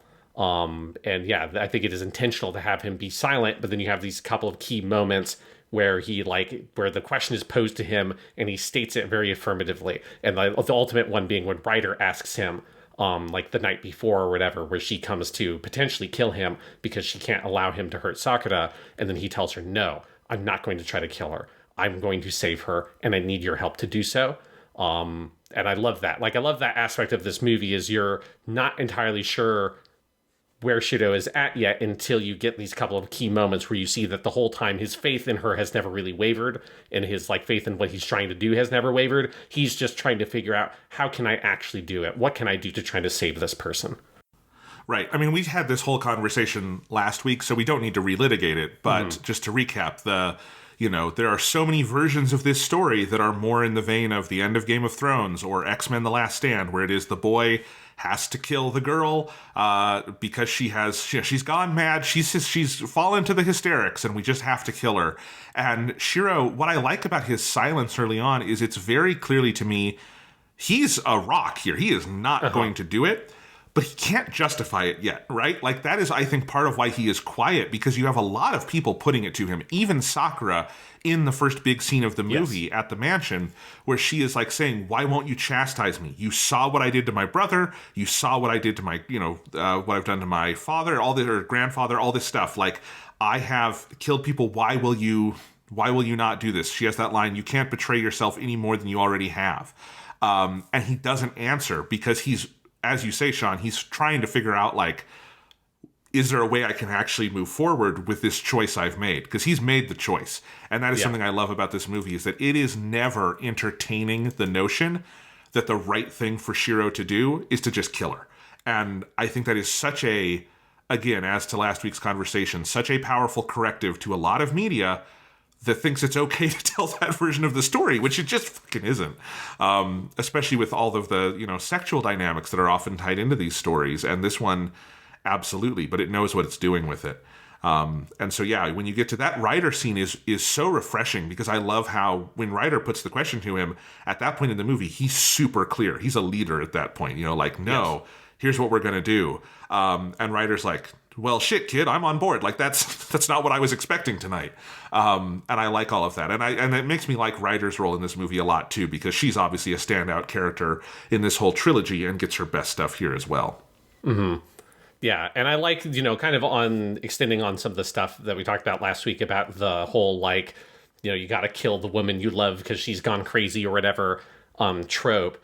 I like that they use some of that same broad imagery at the end when Shirou stabs Sakura with Rule Breaker. But here it's like not a knife that's meant to stab her, but a knife that's meant to like sever the bonds that bind her, right? It's meant to cut the magical, literally it's the magical ties, but like it's the symbolic ties to this like thing that has taken hold of her, all this pain and this regret, and this anger and this frustration, and it's meant to symbolically cut her from those things that so she can move forward. And I like that they kind of play with that imagery a little bit, because it's the most tired trope of it. It's the one that Game of Thrones literally just does, which is the knife to the gut, right? That's disguised as a hug. And that's very much kind of like sort of what Shirou does, but also Shirou just tells her straight up before he does it. He's not trying to be subtle about it. He's like, no, like a big one's coming here. So it's like, grit your teeth, Sakura. Like, I'm gonna get you with this. Well, he has the whole dialogue, because a lot of this ties back to her line in the first movie, in that scene where they're sitting around the heater in the shed, and it goes out, and she has the line about, if I did something terrible, would you forgive me or would you hold me to account? And him saying, I would hold you to account. And I like one of the other things this movie does is it grapples with the morality of that holding her to account, like telling her she was wrong, is not the same as punishing her and making her die, right? Like, yeah. Shirou is really clear that, like, his line there where she's like, she has this whole speech prepared for both Rin and for him about, like, the horrible things she's done and why she doesn't deserve to live. And she, yells at him, you want me to live? And he has this, like, this bellow of yes. I think the line in Japanese is soda, like of course, like obviously, like it's this like, yes I do. And it's like, and he says, when he says that though, he says, you have to take responsibility for what you took. I don't know where your sins lie or how heavy your punishment will be, but I will protect you. Even if it makes me a hypocrite, I'll protect the girl I love. And then he says, time for your punishment. And that is the thing with the rule breaker, the caster's sword that he summons. And I like that. I think and you have an echo of those lines at the end when Sakura is talking to Tosaka and saying, like, I'm still finding my way forward in this life, but like, I know that just wallowing in my sins is also a form of escapism. It is also a way of not grappling with it. And I think, and Shirou has a line where he says to Kotomine, and when Kotomine says about all the people she killed, and he says, yeah, but it is in the past. Like, it is something, we can't reverse that. We can't reverse the flow of time. There has to be another way to deal with it. And so there's also this, like, kind of progressive sense of justice to all of this, too, of him saying, I can hold her to account. I can tell her these things were wrong and still say, but no matter what, I'm going to be by your side while you figure that out. And I think that's part of what makes it so powerful and beautiful. It is so the opposite of the Jon Snow Daenerys scene, where that is, Game of Thrones to me is the grossest version of this, both because of how it kind of like plays on the rape and sexual assault stuff in Game of Thrones to have this final moment where Jon tricks her with intimacy to stab her. And then also that was in 2019 and we should have fucking known better by then. But anyway, this is so the inverse of that, of Shirou like proactively, eyes wide open, approaching her with a plan to not make her wallow in this and die for it, but set her free from it and be there while she heals. That's, this perfect. Yeah, and that, like, it's not about sort of dismissing, it's not about allowing the pain and the suffering that she has undergone to allow you to dismiss the suffering that she has caused other people, right? Like, I think there's just a real maturity to what it's grappling here with Sakura, that it is like deep in the gray morality area, right? It's very much like you see how much Shirou has like changed and matured from his very black and white perspective he has in the other storylines.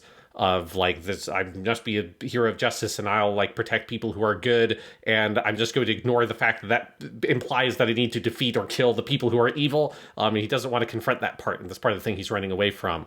Whereas here he's embracing a much more nuanced position, which is like, if you die, nothing comes from that. Like, nothing good happens from Sakura dying. The most you can hope for from that is preventing her from hurting other people. But if you can find a way to help her and get her to move on and like stop hurting other people and to grow and to help people and to be a better, happier person, then that is the path you should take, because that's the harder path, but it's the better path. And just doing the Kiritsugu thing, you know, putting his mind to steel and lopping her head off, like in the vision he has in the second movie, that's the easy way out for Emiya Shirou. If he wanted to, he could always walk that path, the path of Archer. But it is harder and better to do what he's trying to do here. Yeah. I mean, it really does tie back to the Fate Zero stuff, and it makes you think of, you know, Kiritsugu's primal moments, and you understand why he became the way he was, absolutely, because of the horror sort of he underwent. You understand why he's never going to choose that hard, risky path because he lost so much from it, right? Mm-hmm. You know, he's the guy who is going to blow up the plane with his mentor on it, you know, even if there is possibly another route to that. And Shirou is the person who grows beyond him and does something else with it. And, you know, while we're on this moment, I think we should also talk about, this is all mirrored with Tosaka's arc, because Rin, this whole movie, and continuing on from where she is at the end of movie 2, says that she is intent on killing Sakura and just ending it that way. And I think the scene where they have their confrontation is, I think, equally important to all this other stuff we're talking about. Because in classic Tosaka Rin tsundere fashion, she's kind of putting on a front because she's not really going to do it. And I think, you know, you have this incredible speech from Sakura there where she just goes through all of her resentment towards Rin of like, you know, you had this privileged, amazing life. You got to be a daughter of the Tosakas. We were both daughters of the Tosakas. Then I am this person. I had this horrible, you know, Makiri family magecraft engraved on my body. All my meals were poisoned. I was in the bug room. I needed permission to breathe. And then you're over here shining like a star. I hated you for growing up without knowing hardship. I wanted to beat you. And all of this. And Rin responds coldly. But then when she reaches, because she has the magic sword, and we can talk about where that comes from and everything, Sakura does not really pose a threat to her at this point. Rin is the more powerful witch, and she has the magic sword, all of that stuff. But when she gets there, she isn't able to do it. And I think there's this beautiful little insert they do that to like their this flashback where they're playing cards together in Rin's room, and you see that Rin has like she has a pair of kings, or she has 3 kings and a pair of queens. Full house. She has a full house, and Sakura does not. But Sakura has like a pair of 8s, and Sakura plays her hand down and is so happy, like thinking like, oh, I have a good hand, I'm going to win. And, you know, I don't know why these 2 like Japanese little girls are playing 5-card draw poker in their room. I find very funny, but you know, it's a good visual metaphor. And she's very like, I have this great hand, and then you cut to see Tosaka. She looks down at her hand. She's got the full house, and that's when it cuts back to the scene, and she has decided not to kill Sakura and ends up impaled because of it. Yes. And has this whole sort of responding speech of like, she has the line, I don't have the right to call Shirou out on that hypocrisy basically anymore. And she says, you know, I'm sorry, your big sister is a hypocrite, or your sister is so selfish. And then has the line about the ribbon in Sakura's hair. And I think it's also just a beautiful scene to see. And this is where fully, I think, Tosaka, you realize, is the deuteragonist of this story, because she also, like, in the end, even if it does not make logical sense, and Tosaka is a more rigidly logical person than just about anyone in this story, she just can't bring herself to do it. And she also knows she has things to atone for here, and cannot, you know, bear the thought of what Sakura went through while they were separated. Yeah, it's an amazing scene. It's obviously like Tosaka doesn't have like a lot of other stuff in this movie. It's mostly like her preparing for this stuff. You know, it's not like Sakura and Shirou and Kiritsugu and stuff. Ilya, all those characters have big scenes in the first half of the movie. Also, Tosaka in this one, she only really has this big scene in the second half. but it is, her ultimate payoff as a character, because this is like really emphasized even more in the game, but it's also true in the first episode of Unlimited Blade Works. Like, her whole starting point as a character in Fate Stay Night entirely revolves around Sakura, right? Yes. Her going to the school, she's always going by the archery dojo because she wants to see how Sakura is doing. She runs into her in the hallway to help her out and pick up like the papers or whatever that fell to help her get them to Kuzuki Sensei. Like, there's all this stuff of she's like at that school, always trying to look out for Sakura from afar. Because all she really wants is for Sakura to be happy, and she obviously is ignorant. She has no idea any of the things that Sakura is going through at the Mato household. She doesn't know any of this stuff. And so she thinks she has been doing the right thing the whole time by having this respectful distance and watching over her from afar, but allowing Sakura to live her own life.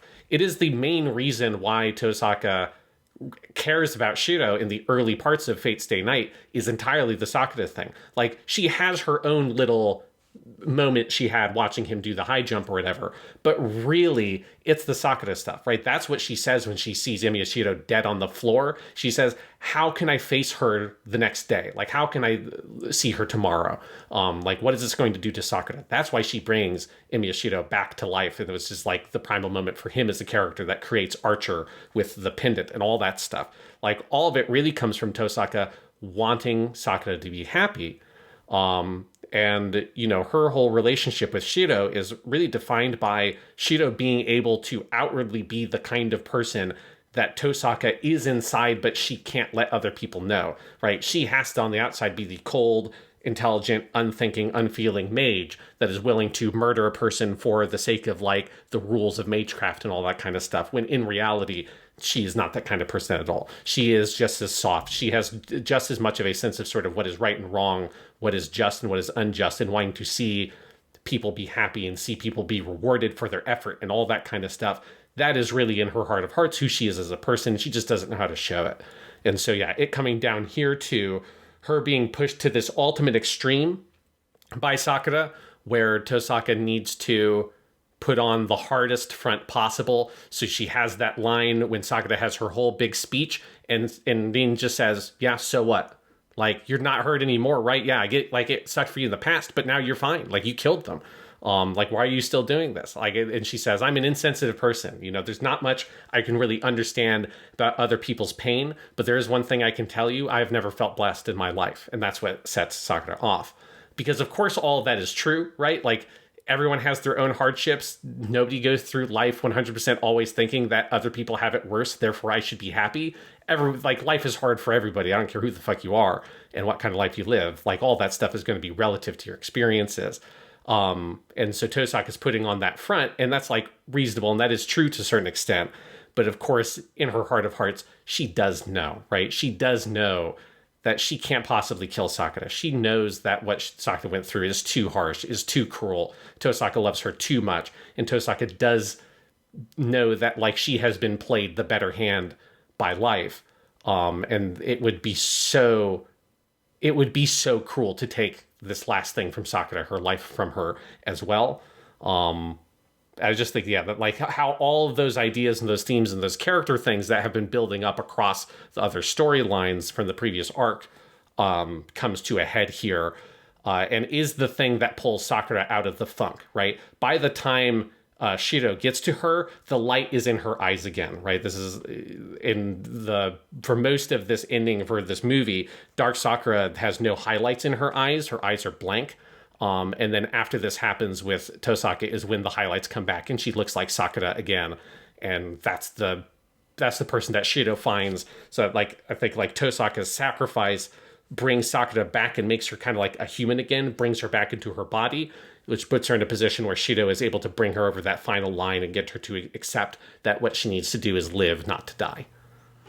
Yeah, and there's a couple of things going on here to just pick out from that. One, I really love that it is not just Shirou the relationship between Sakura and the lover character that is what resolves this. It is also, and kind of equally, the resolution of Sakura and her sister and Tosaka. And so that is the kind of protagonist deuteragonist structure you realize we've had all along here, is that Tosaka is also one of the main driving, heroic forces of this story, because she, just as much as Shirou, has to have this confrontation and has to make the choice, of course, no, I'm not going to kill you. And so I like that the movie and the story rejects that idea on both fronts, with both of those main characters have to reject that in order for Shirou and, Rule Breaker and all of that to work at the end.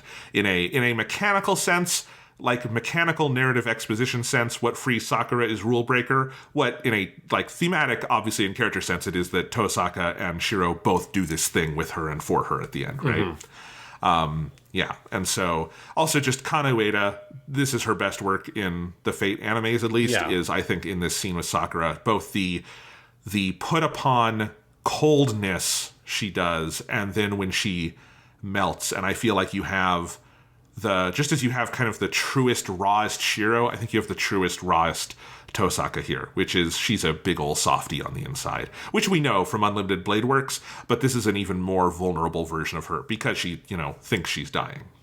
Yeah. And then you also have all the stuff with the ribbon, which is so powerful. That's like the moment that ends, that this is the ribbon that Tosaka gave to Sakura. And there's a lot of good stuff if you go back to the other movies, that whenever Sakura is talking about or thinking about Tosaka, she plays with the ribbon and she fiddles with it. There's lots of good character animation detail. There's also, I think, the picture that Emiya, that Shirou sees of a young Tosaka Rin in her apartment in movie 2. You see that she still has both of the pink ribbons on. So it's a picture from before she gave one of them to Sakura. And that's where Shirou starts to put together that relationship.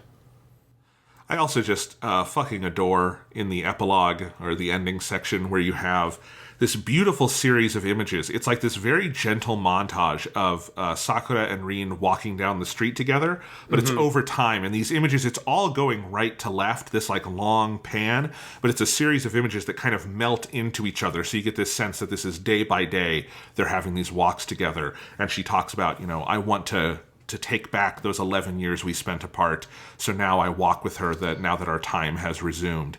And just these sort of beautiful, idyllic images of them walking around Fuyuki City and just being sisters again, and how healing that is, I think, for both of them, and redemptive, I think, in particular for Tosaka, to get to be the big sister. You see just in the body language, her kind of leading Sakura along and getting to play that big sister role that she did not get to play during those 11 years. I think that's so lovely, and something that, that is a very Ufotable touch in how they visualize that. Yeah, it's a great sequence, and I believe that in the game, because you did have an earlier question I don't think I answered about the ending here and how it's presented in the game. Because obviously the game it's a little bit more explicit on what's going on because it is just told to you in text. But it is also has a kind of vaguely dreamlike quality to it. You're out of Shirou's head, right? You don't get, the last thing you get from his perspective is him being dissolved basically by Heaven's Feel. And then I think it's both Tosaka and Sakura narrate different aspects of the ending.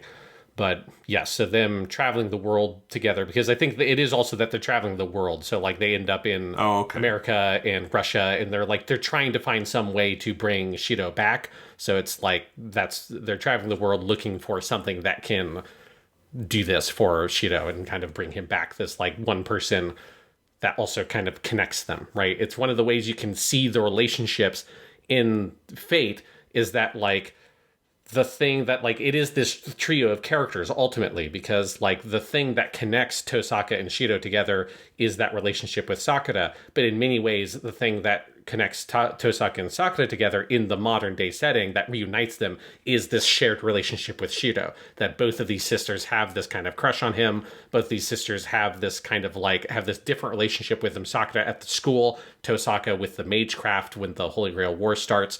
And so it's they really are kind of a family of three people that have to all be brought together again. Okay, that makes...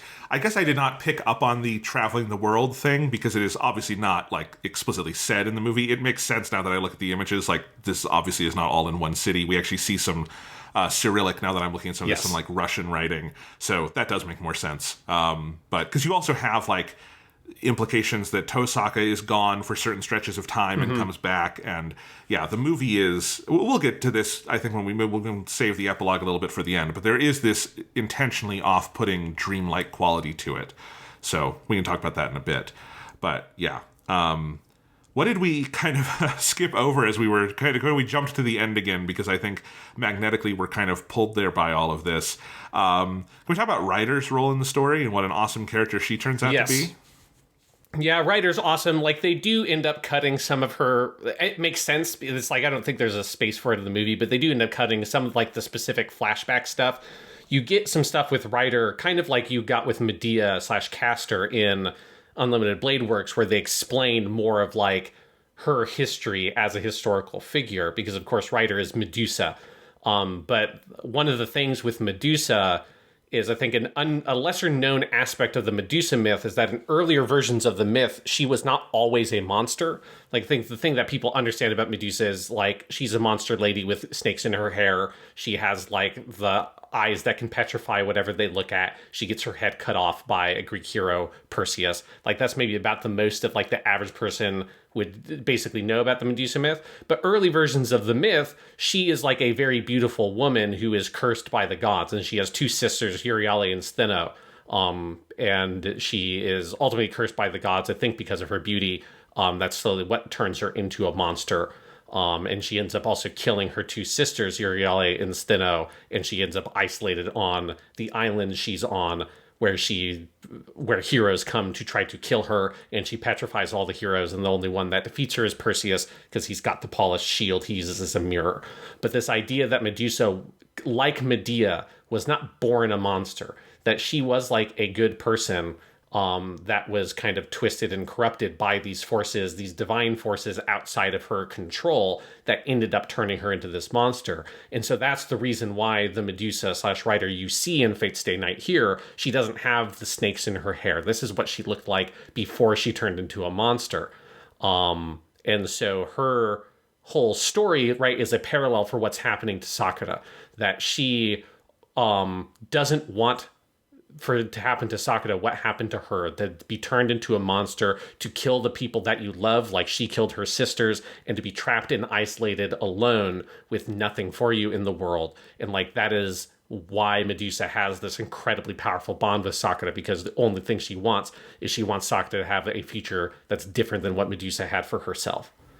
Well, and there's this detail that I loved, because this paid off on a question I posed on when we talked about Heaven's Feel 1. Yes. Which is where she says, Sakura summoned her without a catalyst. We saw that in Fate Zero, that there's catalysts for all of the summons. And she says, under such circumstances, what happens is that it's the hero who is most like the summoner who comes, like the person themselves winds up being the catalyst, basically. So the reason why this Ryder was summoned, why the Medusa version of Ryder is summoned, is because she's the hero who was most similar to Sakura. And I just remember I noted with Heaven's Feel 1, like, I realized at a certain point, like, boy, their character designs are awfully similar. There's something going on here, right? And even with Heaven's Feel 2, we find out it's a master-servant relationship. I'm like, well, none of the other master-servants have, like, mirrored character designs, right? Like, Shirou and Saber don't look anything alike. So there's something more going on here. And I like that literally it is not as literal as, like, Shirou and Archer, but it is the same kind of parallelism and idea of, like, this is someone who, it's almost like a time travel story, like, you know, Ghost of Christmas Future, who can come back and tell you, like, this is what you will become. And in kind of the reverse of Archer wants to fucking kill Shirou and end it all. Medusa, Ryder, wants to protect Sakura and make sure this doesn't happen to her.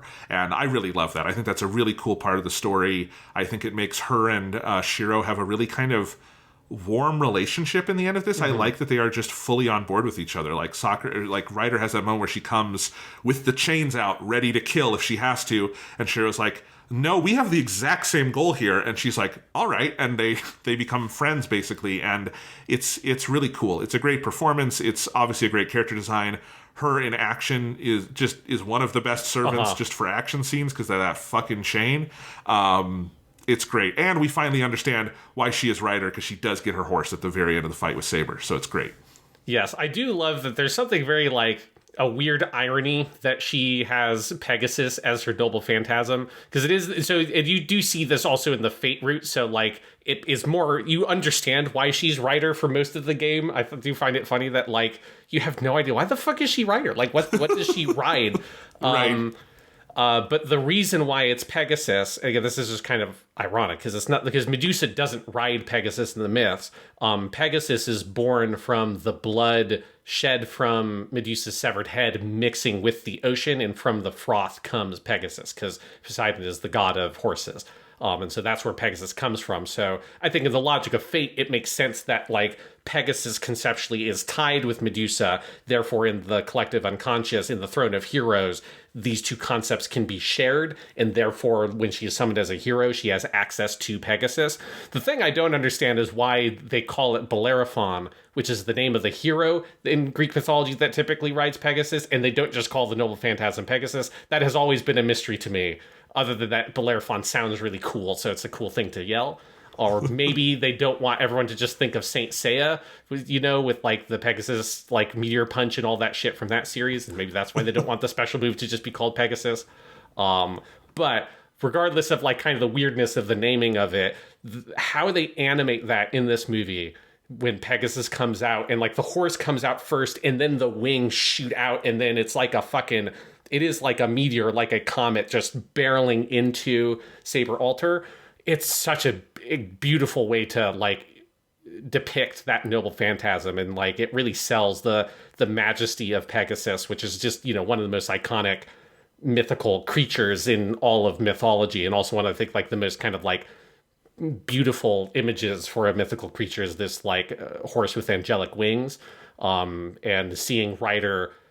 I think there's something really like appropriate to me about it being the thing that is born from her death, that is the thing that she's able to use as a weapon to like fight for Sakura in Fate. Like there's something very potent about the symbolism there to me. Yeah, totally. Also, the fight with Saber Altar is rad as shit. Yes. I love that Fate Stay Night, we have a lot of very deep and philosophical conversations, but also the fights are rad as shit. And I don't know if this like fully tops the Saber Altar versus Berserker fight for me, but it's at least on a similar footing. And my God, they're down in that cavern. At a certain point, like the space doesn't even make sense because it's like everything is falling apart and they're running across rocks. And of course you have Rider with that incredible chain that just like, I don't know, you see Ufotable, they have a character with a big chain with knives on both ends. They're going to have a fucking meal with that when we get to the action sequence.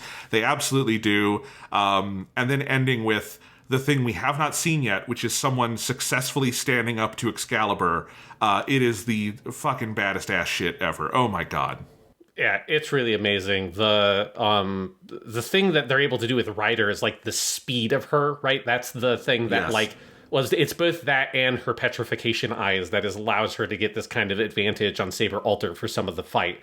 And it's really fun just because it's a really different looking fight than the other ones. Like the dynamics of it are very different. Of Saber Altar is this like fucking tank, and Rider is just zipping all over the place and running around, and the way they animate her run with the chain in her hair like sailing behind her as she goes through the air and stuff. Yeah, it is. Yeah, it's definitely not as sort of epic as the Saber Altar Berserker fight, which like kind of destroys reality with how fucking ridiculous it is. But I think I actually kind of like this one more just from the like the dynamics of the storytelling that is happening between these two characters battling each other here. It's so good. And then, yeah, you have that big payoff moment at the end where Shirou jumps out and uses Roaius. He says, "I am the bone of my sword" when he does it. The English version of the line, because of course it's like, you know, he's part archer at this point. And that I think I just fucking love getting to hear Sugiyama say "I'm the bone of my sword" because I think this is the only time he ever says the English version of his chant. And then Pegasus comes out, and then you're sailing on like cloud 9. It's the best fucking fight scene you goddamn ever seen. It's so good. And then they give you the most brutal fucking ending to it, which is Saber Altar is on the ground, knocked down, and then Shirou jumps at her with the Azoth dagger. The same Azoth dagger, by the way, that was used to kill Tokiomi. If we want to track that all the way back to Fate Zero, that's the dagger she got, that Tosaka got from Kodamine, that he got from Tosaka's father, that Kodamine used to kill Tosaka's father. And he plunges the dagger into Saber right after she like wakes up and looks at him and then goes, "Oh, Shirou." And then she stabs him and he stabs her in the chest and she disappears. And there's no conversation between them. He says like, "I'm sorry and thank you. You've saved me countless times." But that's like the last thing that Saber says in this storyline is like, "Oh, it's Shirou." And like she kind of comes back to herself a little bit right at that last moment. Fucking that's where like the tear ducts start to activate for me at the end of this movie. That's like where it's like that's part one is like, oh fuck, oh god, oh no, I can feel it coming. Because man, it's the ending of this is really brutal for Saber.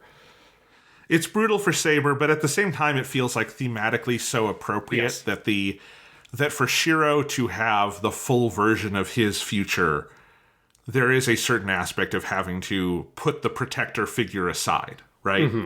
And to a certain degree, this also does seem a little bit like a mercy killing to me. Saber has had her body taken over by like this evil force and all that, right? I don't know if she like, I don't know if the implication is that she would like be good there or not at the end, but like either way, this is something Shirou, you know, he has that line about you've protected me more times than I can count. But the implication is, but you know, I can't have someone protecting me for this final fight. So I think on that level also it's obviously there are mixed emotions. Saber has better endings in other versions of this story. Yes. But you know, she did live her life as King Arthur, and now Shirou will get to, you know, live his life as whoever he will be. Yeah, no, it's absolutely like the thing that has to happen in the story that makes it, it's perfect thematically, but it is also as someone for whom Saber is like one of my favorite characters in anything. It's just like, fuck. I think what weirdly twists the knife is that she doesn't even get her own story as like a big movie or whatever. It's like, come on, give me the fate route, give me the production values and all that for Saber. Like, why does she have to get fucked over? Because there's just something in my gut of seeing like, it's Saber like coming back to herself and saying, "Oh, it's Shirou." At that last moment, is like, "Oh no, I don't want her to be like conscious of being stabbed by Shirou. I just want her to be able to move on." Yeah. But no, it is an amazing fight. I do think like because of the narrative like heft behind it, this is probably my favorite fight in the trilogy. As I said, when I was saying earlier, I don't know if it like surpasses the Berserker fight. I was thinking kind of on the production value sense because I don't know if anything in movies surpasses the Saber Berserker fight, but this is definitely on that same scale. And I think seeing Shirou, you know, say, "I am the bone of my sword," doing Ro Ayas, all of that, man alive. And then there's the whole, we haven't even talked about the first time he takes the wrapping off of the arm. We'll have to go back and talk about that. But yes, this is a fantastic fight. In fact, you know what, while we're on it, let's go back and talk about that, because that's where this movie kicks into holy fuck, what am I watching gear, is when you have Berserker coming down on Ilya and Shirou, and he decides, all right, it's time to do it. Whatever's going to happen will happen. It's time to take the wrapping off of my arm. As I said last week, it was no spoiler to predict. Obviously, there will be a big kick-ass moment where Shirou needs to take the fucking arm wrapping off. I did not expect it to come like a half hour into the movie and that it would happen multiple times. I also did not expect that he would have this fucking crazy line about like, what is it? 9 lives blade works is what he says. Shooting the 100 heads. And he has the massive fucking blade comes out, and Shirou, using Archer's arm, just obliterates Berserker. That is one of the most jaw-dropping sequences in this entire series.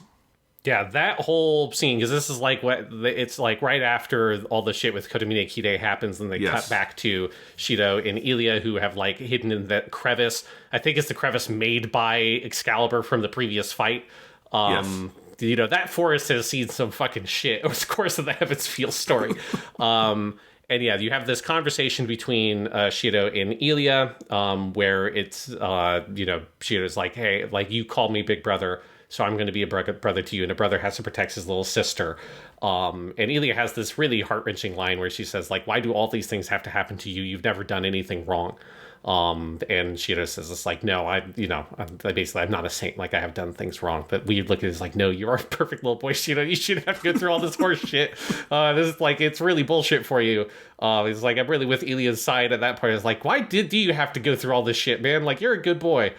But then he takes off the wrapping, and you get this incredible sequence. This is probably my favorite use of the music in the movie, where you go from one, it's this like kind of redone version of the main melody from Belief, the Calafina song that is the first ending of Unlimited Blade Works. It's very different. Like, it's in a different key. It's in a major key now. It's like very kind of like powerful and like ascending, but it is basically that melody.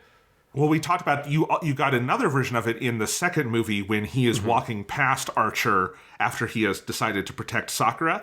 And so I definitely noted that here. Oh, we have another version of Believe instrumental, but as you say, it's much more triumphant because this is effectively like Archer kind of coming back in like a more, like giving to Shirou instead of this tension between them. Yeah, and then you get this dream sequence, and that song, that version of Believe, slowly shifts into this more mysterious space, and you're getting all this like dialogue and this like kind of abstract imagery of Shirou walking through this like storm, this kind of almost like astral body, and then he sees this figure in the storm of Archer with his back turned. And then all of a sudden in the track you get this and the fucking alarm plays, and it's like the Emiya song is playing, and this is my favorite version of this track. This is the track that plays whenever Unlimited Blade Works is used. And you know that some badass shit's going to go down when that weird alarm sound comes up in the soundtrack.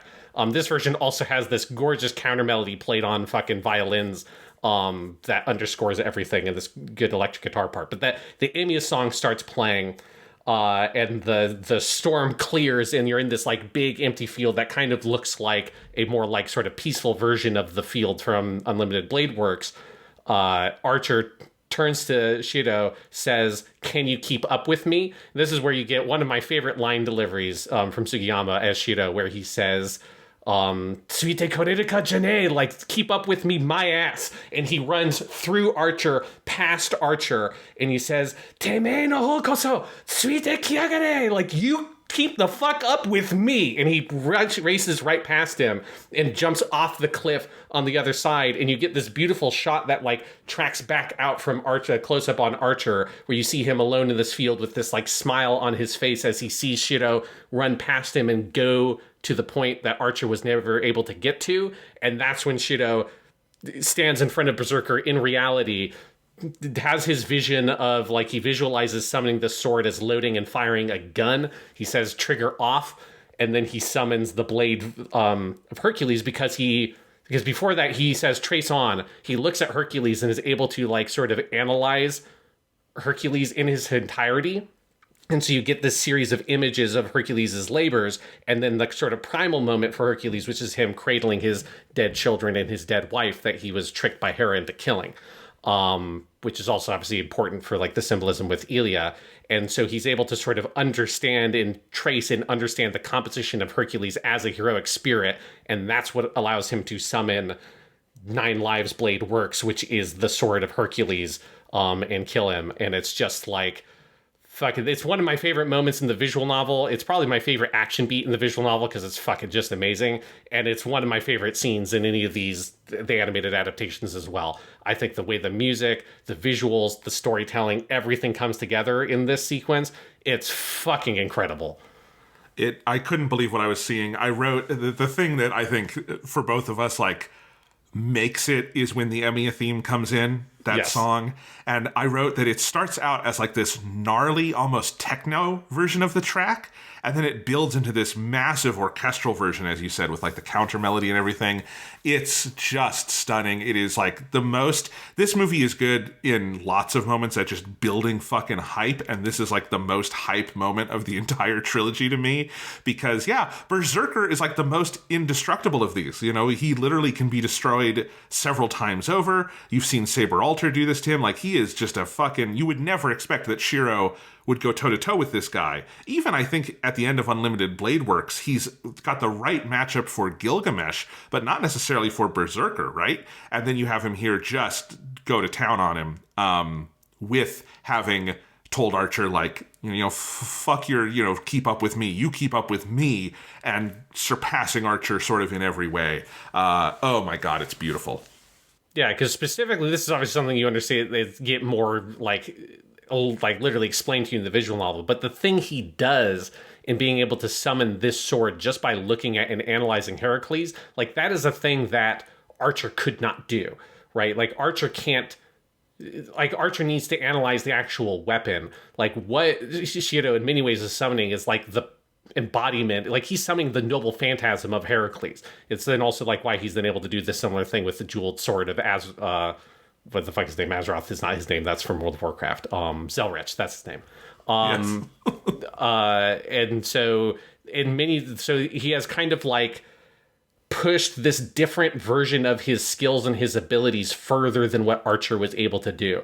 This is like a Shirou that doesn't develop unlimited blade works. He walks a different path. You also see this in the scene with Kotomine Kire, where Shirou is able to, he's like analyzing the castle, and he's able to like figure out where everybody is in the castle just by like analyzing its structure, which is a magical feat on a scale to which Archer would not be able to do. So this is like a Shirou that has, because of the Archer arm, he has access to some of like the huge pool of mana that Archer has with those magical circuits, but he's not emulating Archer in the way the Unlimited Blade Works Shirou did. He's walking his own path in those abilities as well. And so, you know, it symbolically is like coherent with what is going on in the story of Shirou trying to walk his own path. He's doing it in the action scenes also, which I think is fucking awesome. Weirdly, even though this is the path where Archer dies a fairly brutal death and has his arm cut off and put on Shirou, this is Archer's happiest ending, by far. Yes. Like, because this is where he gets to... I mean, he's happy when he dies and he cuts his arm off because he has seen definitively, I was wrong. Shirou does not have to turn into me. I want to see what this kid will become. And then in this, like, afterlife vision, sees Shirou very clearly surpassing him. Like, that's like Archer's wildest fucking dream, right? Yeah, and it's the realization of the thing that Tosaka says at the end of Unlimited Blade Works, that it's like, you know, you may end up walking the same path, but it's not, but the question is like, how far can you get? And it's like, this is a Shirou that has gotten to a point that Archer never was able to get to. He has walked the path further than him, and has reached like a new point and a new revelation. And it's one of the many ways in which like the narrative structure of Fates Unite, I think, is kind of genius in how it is building on itself in these kind of like paralleled or like piled storylines, that it takes some of those ideas you saw in Limited Blade Works and says, okay, well then what does that actually look like if you put into effect? And that's what this is. This is the Shirou that has walked the path further than Archer ever could. This was a question I was going to save for later, but I'm going to ask it now because I think this is a natural continuation of what we're talking about. So Fate Stay Night, correct me if I'm wrong, it seems utterly unique in being a trilogy of stories that are on the same plane as each other. They take place at the same time, but they truly are a subsequent, like, series of stories. Like, most visual novels obviously have branching paths, but they're not in a set order. And I'm obviously not getting the full effect of this here, having not played the Fate route, but still getting a lot of that effect, and just there's something so mind-bending about Heaven's Feel of having it be this incredible payoff to all these things from Unlimited Blade Works, even though in a technical sense in Heaven's Feel, those things in Unlimited Blade Works didn't happen. I've never seen anything like this. I can't imagine the level of skill needed by Kinoko Nasu to tell this story this way, of like the understanding of the world and the characters, to have a trilogy of stories that really do build on one another in the way Lord of the Rings, 1, 2, 3 build on each other, but not with a strict continuity between them, but with a reset continuity. It really does blow my fucking mind. Yeah, it's amazing. And I've never played a visual novel that has that same structure. I think partially because it's like, well, when, lots of visual novels want you to be able to do that. Oh, this is my favorite character, so I'm going to pick the route that's involved with them. Right. But also, I do think it's a thing that's like, it's fucking hard. Like, the main thing that most visual novels do is you do here's your 5 routes. You get to pick whichever order you do them in. Once you've done all of the routes, then here's like the true route, the master route or whatever, that like gives you like the true ultimate ending or whatever. That's a pretty common thing. A lot of video games do that too, that have kind of borrowed things from visual novels, yeah. Yeah, because even Tsukihime has like a little bit of this, in that Tsukihime has the 2 Far Side routes, Arcade and CL, which is also the ones from Remake Part 1. And then you have the near side routes, which is Kohaku Hisui and Akiha. And but within so you can only get the near side routes once you've done the far side once. So you have these like sections of routes, and having played Tsukihime Part 1, it makes sense to me why you would have that split. It also makes the remake being split as 2 parts make perfect sense. Because there are things that clearly you need to have this first set of stories to then build on. How are you going to develop like these other ideas that explore this other side of that kind of world? But it, I can't say with all definitiveness because I haven't played the original Tsukihime, but it doesn't strike me as being able to do exactly this thing because it's a more simplified feeling version of what Fate Stay Night does, which is very complicated in this kind of cyclical narrative that it tells. But that also, like, when you're talking about kind of a little bit of that Buddhist stuff, has that quality of almost like it's like a reincarnation and like going through this cycle again to try to reach a different or a better point. And there's something about like that sort of cycle of rebirth almost that it feels like it's happening narratively. That's fascinating. But yes, it is. I'm sure that there are other visual novels that do this kind of stuff. I'm not an expert in the genre. But in my personal experience, I've never played anything that does the thing that Fate Stay Night does. And it is one of the reasons why it's by far my favorite visual novel and like one of my favorite stories in any medium ever, because it is able to do stuff narratively like this that I just have never seen replicated in anything else. And it's such a cool trick and such a kind of a mind-bending trick, but it really allows this story to do things so unique because you could not have this moment of Nine Lives Blade Works in any other version of the story. Like, you couldn't do this kind of payoff by trying to rewrite things and combine the 3 routes together into some kind of super route or something. It doesn't function. Like, you need to do multiple complete stories and go back to that origin point and then go in different paths for it to thematically work. Yeah, there's something about the payoff that you get in this movie, in this story, that is just a little bit unlike payoff I've seen anywhere else, because I can name plenty of stories I love that are long-running stories that at the end the payoff is immense and just will stick with me for the rest of my life. I can point to Lord of the Rings, I can point to Persona 3 and Persona 5, and, various long-running anime or even shorter-running anime, but, the entire, like, original Gundam cycle up through Char's Counterattack. There's lots that have great payoff. There is something special about the payoff, I think, in Heaven's Feel, because this is both a linear story and a cyclical story, right? And that is that combination of things is such an interesting challenge, I think, to what we think of as epic storytelling, which is, I think, very much in the model of a journey, something like Lord of the Rings, something like the Odyssey, something that is epic and has a character either literally moving through vast amounts of space and time, like the Odyssey or Lord of the Rings, or just moving through a lot of life experience, like something like Persona 5. But I think Fate Stay Night combines and reworks those ideas in some interesting ways, because it's one stretch of a fairly brief span of time done 3 times, and it is this kind of Buddhist cycle. It has this almost Mobius strip aspect to the storytelling that it kind of winds back in on itself. So like when one route ends, we go back to the beginning, but now we're going in a different direction. And that shape is just, there is no other story I can point to that quite has that shape. And it just makes me remember. I remember when I was in Intro to Film, this would have been 12 fucking years ago now because I'm old as shit. But back in 2011, and we were learning about, 3-act film structure, and students asking, like, does this movie have, like, a different structure? Does this movie, and everyone thinks they're smart and they figured out, like, does this Tarantino movie break 3-act structure? No, actually it doesn't. Does this Christopher Nolan movie break 3-act structure? No, it really doesn't. Inception is a really traditional 3-act movie. But I remember people asking about, like, Chris Nolan films and being like, could a movie have a more, like, elliptical structure or a Mobius strip kind of structure? And the answer to that is, there's only one movie I know of that is a true Mobius strip, which is Lost Highway, the David Lynch movie, and that's fascinating. But Fate Stay Night does, like, significantly challenge, I think, a lot of ideas I would have about how to tell, like, an epic story with big payoff, and it's really fascinating to me. Yeah, 100%. Yeah. So what else should we cover with this last movie? Should we jump ahead to, I think we covered most of the climax pretty thoroughly, that epilogue section? Before we get to that, I think there's a really important character in this movie we have not really talked much about, and that's Elias Fiel von Einsburn. God, yes.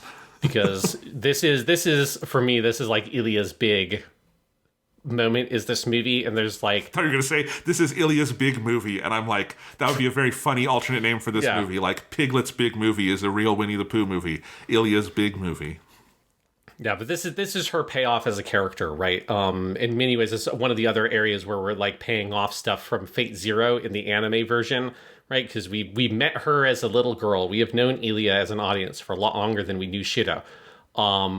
And there's this running theme throughout the movie of like big brother, little sister, big sister, little sister, right? So you've got Emiya being placed in this big brother role by Ilya because she calls him Oni-chan. And then you obviously have like Rin, who is a big sister to Sakura. And there's like a question here about like, what are the dynamics of those relationships? In her first scene of the movie, this is like one of the first scenes in the movie, because this is before Sakura attacks the manor. Ilya asks Sakura, what is it like to be a big sister? Which is like the moment that sets up Ilya's character arc. You then have all the stuff in the trench we just talked about where, you know, Shirou treats her like a little sister and says, you call me big brother, so that's what I'll be to you. But then you get that moment where they're going to go to the big final battle, and Ilya asks Shirou to like duck down, and this funny moment where she's like, no, lower, lower, lower. And then she pats him on the head and basically says like, good luck, go do your best. And then that's all there is set up for me. If the biggest tear-jerking moment is Shirou saying, Ikiteitai, like I want to live, the second biggest tear-jerking moment is right after that, where Ilya says, I'm going to protect you because that's what big sisters do for their little brother. No, it fucking broke me. Yeah. Because Ilya is technically like a year older than Shirou, right? She's very short and she's small, partially because her like growth and everything is stunted from being a homunculus. But she is a little bit older than Shirou, actually. You just don't think about it that way. But she's cognizant of it. And she's like, now that she has chosen to have to embrace this relationship, to like embrace this like familial relationship with Shirou, one that she like has been joking about throughout all of the roots in the stories by calling him Oni-chan in this taunting way, knowing that he has no idea who the fuck she is and any of those dynamics, right? She's toying with him when she calls him that, usually. And now she's actually decided, no, this is a real relationship I want, and she wants to fully embrace. And so that moment at the end where she says, no, like, I'm the big sister. I'm the one who's supposed to protect you. I'm the only person who can do this. And so it's one of, like, the great payoffs of this whole story of Fate Stay Night that you kind of forget that all of this is ultimately supposed to be a Holy Grail story, right? This is supposed to be a story that is about people fighting over the ability to like have their wish granted and perform a miracle. And it's been a long time since we thought that way, especially with Fate Zero, because you've known for a very long time that the Holy Grail is bullshit and it's been corrupted and you can't use it for anything good. But of course, like a story that is about like this promise of granting wishes and granting a miracle, in some way it needs to end with a miracle being granted. And so I think it's so powerful for Ilya to sort of embrace that role, to see the power in her putting on the dress of the Heaven's Garb, like the ritual dress of the Einsburn family, stepping in, taking control of the Grail, and using it to grant this one little miracle of saving this one boy, her baby brother that she loves, and she wants to save him. And then you get this extra little bonus. I'm almost certain a detail added just for the movie, I think, because you also have that Fate Zero connection of her seeing Iris Feel in the Holy Grail and running to her mother, who we know was, part of the Grail in Fate Zero. But it is such a powerful climax that gives this character, Ilya, who, is never like the focal point of the series, but is such like a big character that has been around for such a long time and such a central character to the fiction, gives her this incredibly powerful emotional send-off that feels like really appropriate, that you need to have, I think, some kind of real sacrifice at the end of this story. It feels appropriate that not everyone necessarily gets out of this alive. And I think this is like the right way to navigate that of like, what is the sacrifice, who is sacrificed, and what does that mean for them? And I think it's just like perfect. It's the perfect execution and use of Ilya as a character. And like, there's a lot of complicated emotions at the end of this movie, but it is fundamentally a happy ending. And I think it's a happy ending for Ilya too, because she gets to do this for her little brother. She gets to have a family. She's someone who, like in the other roots, is frankly pretty aimless because she sort of has this vague sense of wanting to kind of get revenge on the son of Kiritsugu, but I don't think her heart is ever fully in that. And I don't think she fully has any like connection to that. And I think seeing her come into her humanity in Heaven's Feel and then fully realize how much, you know, that she values that so much that she's going to perform this miracle. And, you know, the imagery of her being reunited with her mother in whatever this sort of afterlife or Heart of the Grail or whatever it is, it is both a sacrifice, but it does not read to me as a sad sacrifice. It reads to me as something very beautiful. And of course, it is also crucial for Shirou, I think, that the end of his story is him allowing himself to be saved. You know, that someone else sacrifices for him because he has been doing a lot of sacrificing and he has felt self-sacrificial, like because of his survivor's guilt, that he needs to be someone who sacrifices. And finally someone coming in and going, no, you're the little brother. It's my job to show you a miracle. It's beautiful. It's just also tremendous performance by that actress. Ilya is Mai Katawaki. And not an actress I don't think I'm super familiar with, but in these films, and especially this one, just a tremendous performance. Yeah. She's like Emil in Nier Automata. Jesus. Yes. That's an interesting connection. Okay. Wow. Yeah, she's Emil in Nier Automata, and then she's also Yao Yao, who's a new character that was just added to Genshin Impact. In case you didn't know whether or not the Hoyoverse people like Fate, if that was a mystery to you, we now have Saber, Tosaka, and Ilya are all in Genshin Impact. So it feels feels like they're very specifically picking some actors there. But yeah, no, it's a great performance, and this is like the moment that the Ilya performance is all about, right? It has to lead to this moment of her sort of letting her kind of affectations slip away, and for her like to embrace this thing, and her casting the third magic, Heaven's Feel, and saving her brother. That's just God. It's so powerful emotionally. Yeah. I have the shots in my little screenshot gallery we're using here of Shirou crying with the knives coming out of him while you have the line from Ilya, guess I have to protect my baby brother. And I looked roughly like Shirou there, minus all the blood and knives sticking out of me. It's a heck of a sequence. And then him yelling, and this is one of Sugiyama's best moments, where he just yells, Ilya, Ilya, Ilya, Ilya, over and over again. Fuck. Yeah, because the whole ending of the movie, right, he's slowly losing his sense of self. So, like, he has that conversation with Ryder, which is really sad, where he can't remember her name. So he just calls her, like, you. And, you know, he basically anything other than his mission to sort of, like, stop the Grail, he can't, like, remember anything. He's just driven by that, like, one goal at this point. Then he's struggling to remember Ilya's name, and then he remembers it and just is shouting it, like, Ilya, Ilya, Ilya, don't go. So powerful. You also get the imagery here we haven't talked that much about of like the literalization of Shirou's chant of my body is made of swords, or I am the bone of my sword if you want. This is one of those places where if you do I am the bone of my sword, that doesn't make sense for what's happening here. It's supposed to be my body is made of swords, where his body is literally being turned into like swords and they're sprouting out of his body. And there's something so frightful and frightening about that imagery. There's a dream sequence earlier in the movie after he uses Archer's arm where he has this vision of him exploding into swords and how painful it is. But that realization of making literal the sort of thing that his trauma has done to him, which is may give him this steel body that nobody can touch, that cuts anybody that gets too near to him.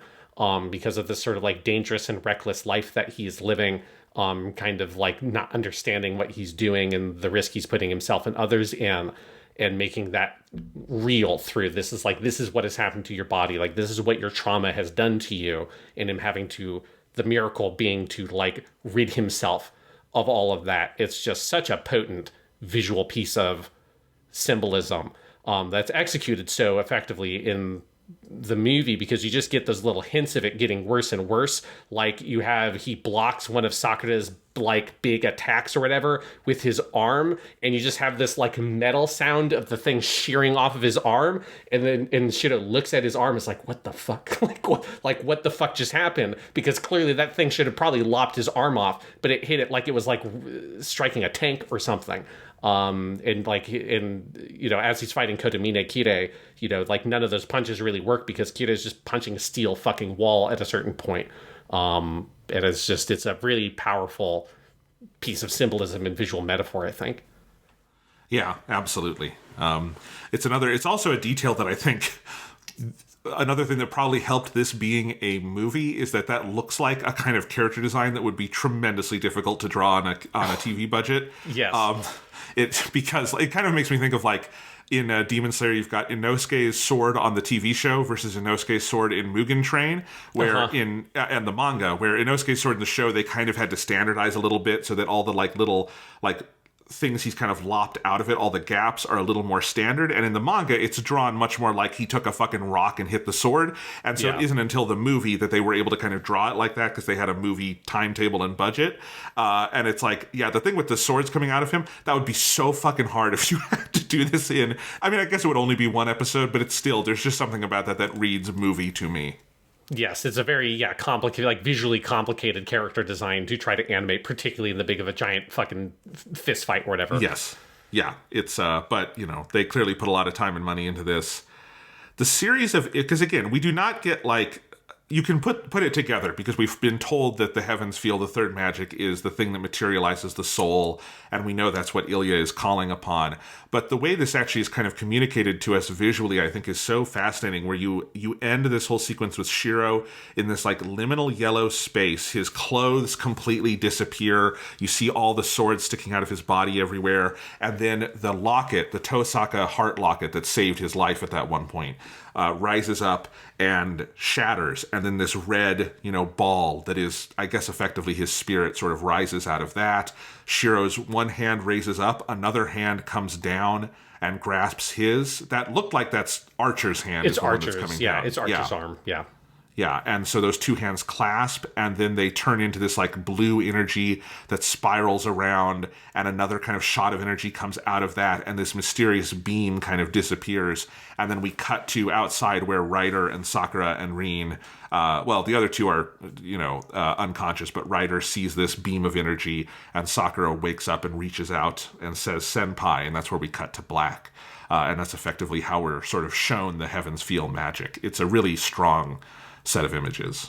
Yeah, so I think it's a very powerful, interesting visualization of it. I particularly like the imagery of Shirou's arm and Archer's arm clasping and fusing together. I think this idea that it's this kind of Shirou or something. It's this ultimate version of him that is kind of moving forward into the future. That's both integrating a lot of what and who he was as Archer and this new path he's walked. Because I think that's a thing that you kind of get a sense of, is that he is able to access some potentially of Archer's memories and stuff like that, and can kind of he has that moment earlier in the movie where when he wakes up and he sees Tosaka in his house after the fight with Berserker, he goes and he grabs the pendant and the amulet from his drawer, and Tosaka sees it and is surprised, and there's this weird moment where Shirou looks at it and says, "Yeah, it's really important. I have to protect it." And he's got this placid look on his face that kind of makes him look a bit like Archer, and then he comes back to himself and says what the fuck was I saying?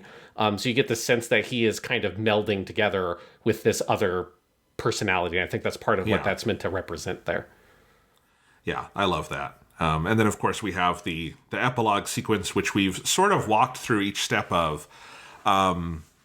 It does have this kind of dreamlike affect to it, and I'm kind of curious if I assume different viewers could actually walk away with slightly different interpretations, especially if you had no Toko Aozaki knowledge. That is something that definitely indicated some things to me, because the idea of the puppets and the dolls obviously is not in Fate's Day Night elsewhere, at least in the animations that Ufotable has done. It's there in Witch on the Holy Night, if you've read that, and it's there in Garden of Sinners. And so that to me was very clear kind of the causality of what is going on, especially when you have, Toko it's a from the back visual cameo of her with her red hair and big jacket. But then you have Shirou back as in this body that she has created. But it does have this, I don't think the literal implication at any point is that it is a dream and this is actually a terrible sad ending and it's all in the dream space. But there is this kind of dreamlike quality to it. And I think part of, I guess the way I read that, and I'm curious what you would say, Sean, is that it is kind of like pushing through all of the hardship we've seen in this series and this trilogy, Shirou and Sakura have earned maybe not a perfect life, but one that is closer to kind of that dream state than they had before. And I think one powerful thing here is that the first line of the first Ame song in the first movie is, the English would be roughly like, those days we spent together were like dreams. And the last line of the song, which also winds up being the last line of the trilogy, because it's the end of the credits, is that line repeated. And again, I don't think that it's literally like implying this is a dream, but I do think like that dreamlike quality to it is kind of emphasizing the beauty of kind of the life they've seized together, if that's a good way of putting it. Yeah, because I think like, you know, what literally is happening, if you know the Type Moon stuff well enough, I think is pretty clear. If you can pick up what's happening with Toko, it makes a thing like it's very satisfying for us for this podcast because there's very much a full circleness of it. Yes. This is the thing that I was talking about whenever I would like sheepishly imply that we would maybe see Toko a little bit one more time. And this is what it is. You get like maybe about 2 seconds of her from the back walking out of that alleyway as they go in and get to see this puppet. So yeah, so what literally happens is that, you know, they recover Shirou's soul somehow. That never is detailed, like what the fuck is that process like? Because I imagine that would be a hard thing to try to explain, how you find somebody's soul that has been disembodied. But then they go and they track down this puppet maker that we know as Aosaki Toko, who makes, you know, puppets that are like identical to people, and they find a new body for Shirou, put him in there, and then they go on and Sakura and Shirou, and then also Ryder, who is also still around because there's like so much excess magical energy or something that Ryder gets to stick around as well. You see her a little bit. She is her like modern day business chic look that she has with her I fucking glasses love and stuff. it. It's a great design. Modern day Ryder is so fucking good. But like they're all kind of like this family now living together at the Emiya household. So like that's all what is like literally happening. But it is, I think, intentionally meant to be kind of vague and dreamlike. And again, it has that quality in the game as well. Partially because you're like kind of thrust outside of the viewpoint you're most associated with, which is Shirou's. And it is narrated in a fairly dreamlike fashion. Because I think there is meant to be this sort of hazy quality to it, not to imply that it isn't literally happening, but what is happening is almost like a dream. It is almost like a fantasy. It's like this kind of vision of the future for these characters in some way. And it is, I think, important that in the songs that you have that line, Sono Hibi wa Yume no Yoni, those days were like dreams, is the first line and the last line. And that leitmotif in the soundtrack that comes from that line is a really prominent leitmotif used around Sakura and Shirou. And it is all over the epilogue before it goes into the new song. So it is, I think, meant to feel like those days were like dreams. But part of that movement is in the first song and in the first movie, it is a dream in the sense that it's almost like intoxicating, and that like you have no sense of time or space and you're kind of lost in it. And in that, specifically that first song, there's a line that's like, I forget about the passage of the seasons. There's a sense of like Sakura is afraid of the passage of time in the beginning of their relationship because she's afraid of the change that will come with that. And she wants these sort of dreamlike days of her playing this role of the perfect little kohai, going over to her senpai's house in this like fantasy kind of dreamlike, you know, almost, you know, anime trope kind of relationship that they have, that she's kind of built for that. And she wants that to go on forever, and it obviously can't. And so that's why those days are like dreams. Whereas these ones are like dreams, I think, more into happily ever after. Like Sakura is willing to embrace the change and embrace time, embrace the passing of the seasons, because it strengthens their relationship. It doesn't destroy it or threaten it. And so it is like a dream in a different sense than it was the opening of the first movie. That also has this kind of weird, hazy, disorienting timeline and stuff to it, where you have these very harsh cuts and all of that. Like, I think it's intentionally, in that filmmaking sense, these sequences are also meant to be mirrored the way that the song mirrors those lines. Yeah, I think that's a good read on it. And it is, again, I really do like it. I think it's maybe, to be fair, to ask the question, playing devil's advocate a little bit here, because I really do love how they do the ending. If all you had seen was the Fate animes and you had not read the visual novel, you had not seen any Kara no Kyokai, you had not read Witch on the Holy Night, would it be a little too confusing how minimalist it is with just the one shot of the puppet body and one shot of Toko from the back, or do you think it would still read correctly?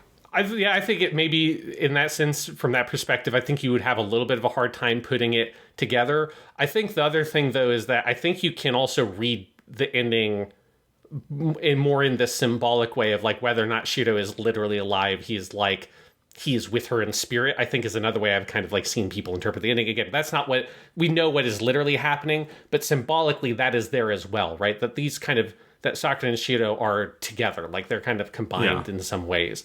They're joined, and so, like, the mechanics of whether or not he's physically literally there, honestly, is not, I don't think, like, actually important for what the story is telling you. Obviously people want to have the certainty of whether or not a character is literally alive or dead, but thematically I actually don't think it's that important whether or not he's literally physically there or if he's there in spirit, because that is what Heaven's Feel has turned him into a soul. Right, yeah. But we do know from Paradox Spiral that Toko Aozaki can build a mean clone. So really, I assume he has all of his human faculties and is fine. So, really, this is a pretty happy ending. And it is a hard fucking earned happy ending. And it is self-consciously about that. Because another beautiful moment here, you talked earlier about, Tosaka really desperately wants Sakura to be happy. And I believe these are the last spoken lines of dialogue of the movie, is Rin turning to Sakura. Everyone else is walking away. And I actually noted this, Shirou's last line in the trilogy is him looking at Fujine and being like, boy, aren't you chipper? Which I kind of love that being Sugiyama's final line in Fate Stay Night. But you have Rin turn to Sakura and say, Sakura, are you happy? And it's not just, there are several words for happy in Japanese. The word she uses is shiawase. And I always like to point out to people who don't know Japanese, shiawase, it does mean happy. That is the correct translation. But there's a little bit lost there in that does kind of imply a, like, long-lasting happiness. You wouldn't you wouldn't say shiawase to be like, boy, I had a really good sandwich today, I'm feeling good, right? That would be a weird use for shiawase. That is more of like in life, are you stable? Is this the life you want kind of happiness that she's implying there? And there's this moment they cut to this kind of side view of Sakura. Wind blows and kind of comes to her hair as like she's hit with the question. It feels like that question is like piercing her to a degree. And then she thinks about it and smiles and says yes. And it feels very honest. Like, you know what? I hadn't thought about it, but I really am. And then they go see the cherry blossoms together and cross that boundary beyond which we do not see them anymore. Yeah. There's so much that goes on in this ending that I think is incredibly powerful, because it is all, like, a lot of it is meant to be cyclical in this way of, like, I mean, one, the way the epilogue is opened is her performing archery, which is the way that the first movie opens with Shirou at the archery club, and this is here with Sakura, she's doing the same thing.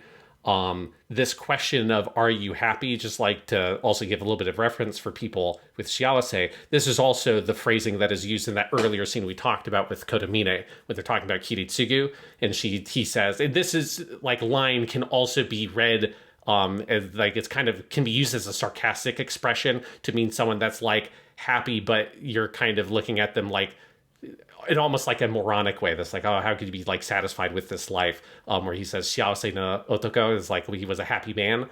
But it is that. But, like, I think Kotomine says it in this way that is meant to have a little bit of sarcasm to it, and Shirou in that scene takes it very literally. But it's the same kind of concept.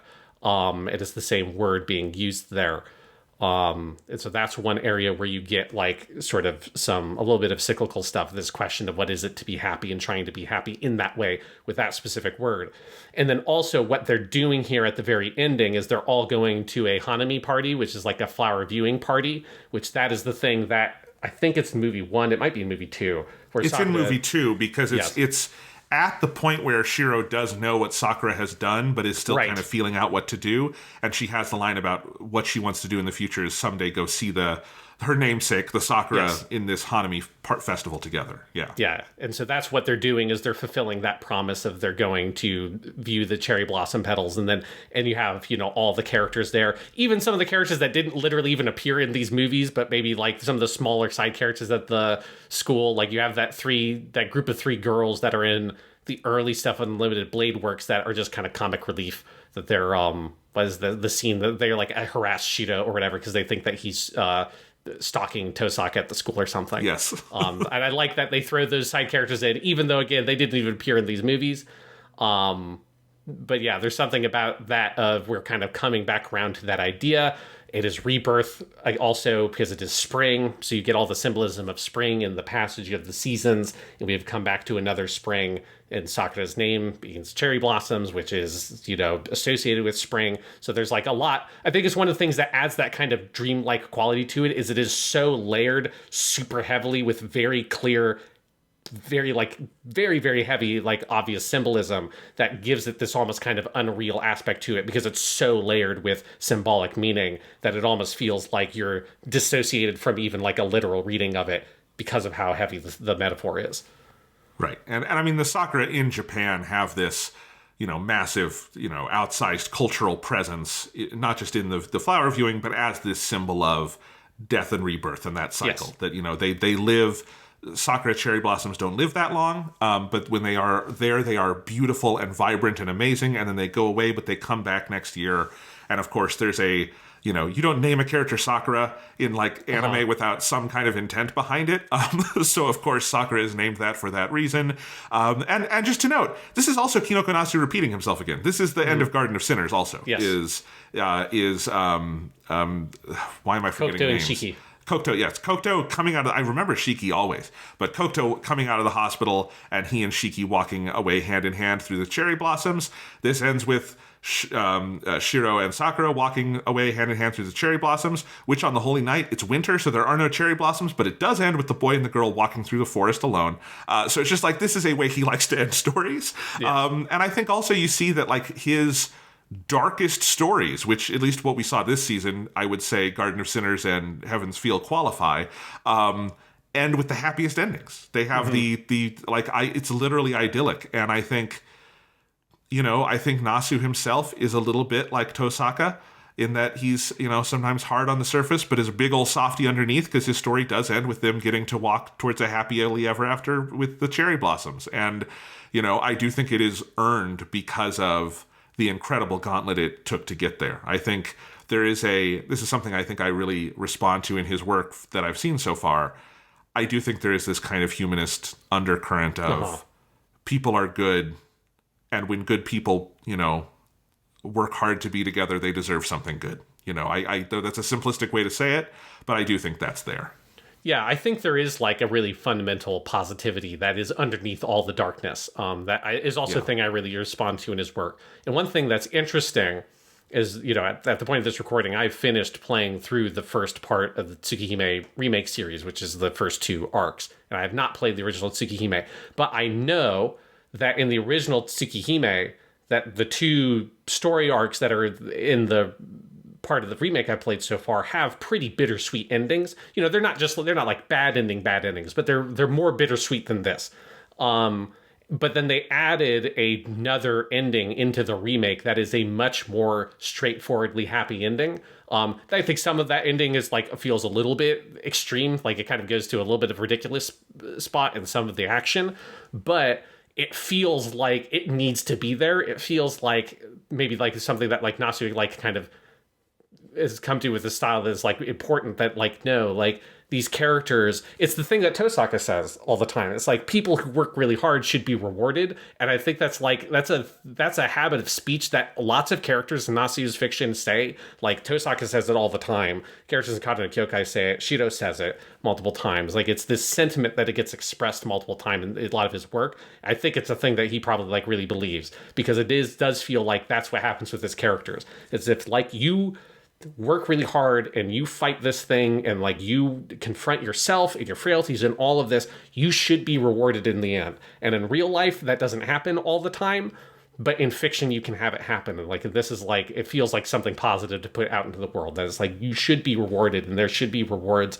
for people who do this and fight for this thing and reach this point. And this is the reward for Shirou and Sakura, is that they get to be together and cross this threshold together as a pair into the future, not alone and not separate, but as a unit.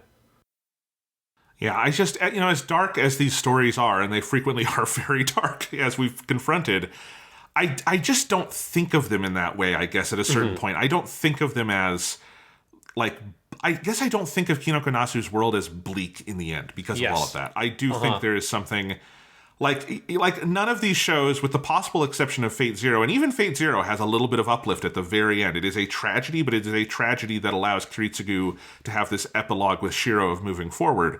None of these are Victory Gundam. None of these are like a Wallow where I would tell someone like, just be prepared. You will never be happy at any point watching this show, there is an uplift to all of this. And, I think it is part of what makes the darkness worthwhile is because I think there is a vision of why it's worthwhile to go through it. And I think that is something that a lot of stories sometimes miss, and these do not. Yeah, it's something that makes the payoff so powerful. And also, like, think to recognize that it's not just like everything is happily ever after, really, because, there is also stuff where it's like Sakura has to live with the burden of all this. You have that line kind of near the beginning of this sequence where she says to Tosaka, that like she's still struggling with it, but she has come to understand that wallowing in her sins is another form of escape, right? And so it is a thing where it's still a complex ending. It's not just, and we never had to deal with anything ever again. It's about the choice of living and moving forward, and allowing yourself to be loved and to love somebody else. And that doesn't solve all of your problems, but it gives you a path forward.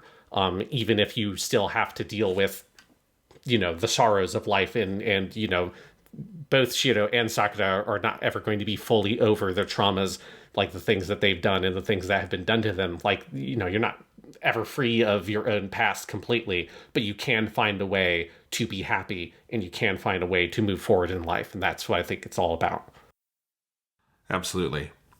Another shout out to potentially the MVP of this season of Japanimation Station, which is Yuki Kajiura. Yep. With another absolute banger of a score. Oh my God. And another absolute banger of a song at the end. And, not just this song, but now that I have seen all three movies, Sean, I did the thing walking my dog this morning of just putting on there's actually an EP Ame put out of the three songs in order, then some of the remixes of them, and just listening through to that. And it is a 15-minute musical tour de force that is kind of this beautiful Mobius strip, because it starts where it ends. And it's just stunning. And this song's, fits so perfectly into that. I actually can't imagine I will ever listen to any of those songs on their own again. They're just one big song to me. So, stunning. Yeah, it is like the best little kind of like mini concept album is those three songs together. Because it does tell like the story of all three of these movies from Sakura's perspective. And it's so powerful. I just love the song so much. There's a lot of things they do, like obviously that's the Sonohibe wa Yume no Yoni, that line get repeating at the beginning of the first song and then at the end of the last song to create this cycle that helps make it feel like they're kind of all of a pair. There's also a nice sort of like thesis, antithesis, synthesis structure to the songs as well. Yes. The first song is all like sort of is generally speaking positive, even though I think you see that positivity in the first song is kind of hollow at the end. But the first song is all about Sakura's feelings for Shirou and her love for Shirou and this relationship she has with him, even though again at the end that song ends on a darker note, where earlier in the song she has this line about the two of them looking up at the flowers petals together, and then at the end it's that same line but it's just her alone. I think showing that like this dream, that song is about a relationship that is a dream because it's not real yet. They don't really have that relationship. They have the shape of that relationship, but they don't have the heart of it yet. I think that's kind of like that first song is her talking about this is the thing that I want and I need, but I don't really have it yet. And then the second song, which we talked about in detail, because I went to the to the lengths of trying to fucking translating it, because the normal English translations for that song, I think, don't really get the point of it. But that song, I Beg You, then is all about what is the darkness that underlies that thing that she wants. And it's this very selfish vision of love. It's a song that, like, if I was trying to teach people Japanese lessons, I was trying to teach you the command form in Japanese, I would literally use this song because it's used so much on so many different verbs, because it's all about her asking, like, what can you do for me, Shirou? Like, you do this, hold my hand, love me, do all these things. And then it ends with this very kind of pained in a hollow statement of I love you. That song ends with Aishiteru. But then you get to Haru wa Yuku, or spring moves on, spring goes. This final song, which is a synthesis, which takes the ideas of those first two songs and then brings it together, where it's the thing I was just talking about, that it recognizes that this isn't just a happily ever after. And it's not about it being a happily ever after. There's all this duality in the lyrics of the song about, like, we are taking both, like, happiness and we are taking our sorrow. We're taking, like, smiles and we are taking atonement. And we're bringing it together and we're doing it together. It's not just the positive, nor is it just the negative. It is the synthesis of both of those things as we move through time together. There's this very beautiful line. It's the first chorus, which comes in with at a really at that like point where they're coming up to the line in the movie is when this chorus line comes up, where you have this line that opens it that says, "The wind that scattered the flower petals opens the door as the seasons change," and you get these chimes and a harp playing that creates this swirling effect where you feel like wind with these sakura blossom petals are blowing open the doors of time.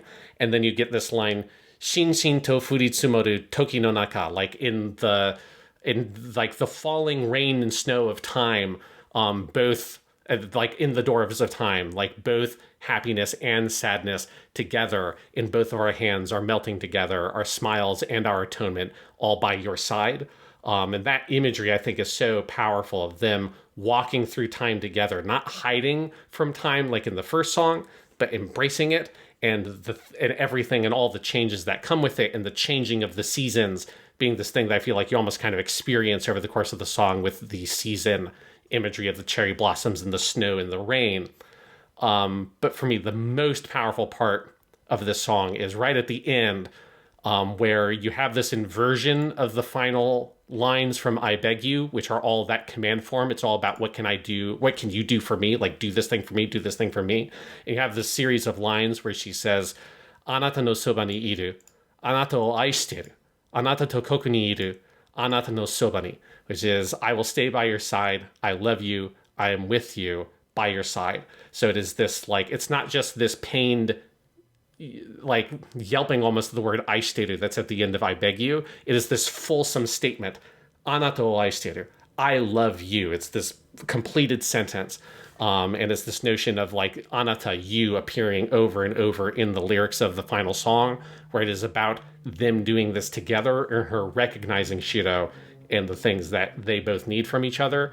I just think it's such a beautiful way to end the movie, especially because also most of the song plays over the actual ending. It's not just over the end credits, so it is like incorporated into the imagery of the flower blossom viewing party and all that stuff. The first part of the song is playing when you're seeing that. And it really delivers, I think, the core message of what Sakura has learned from this and how she has changed and grown over the course of the 3 films.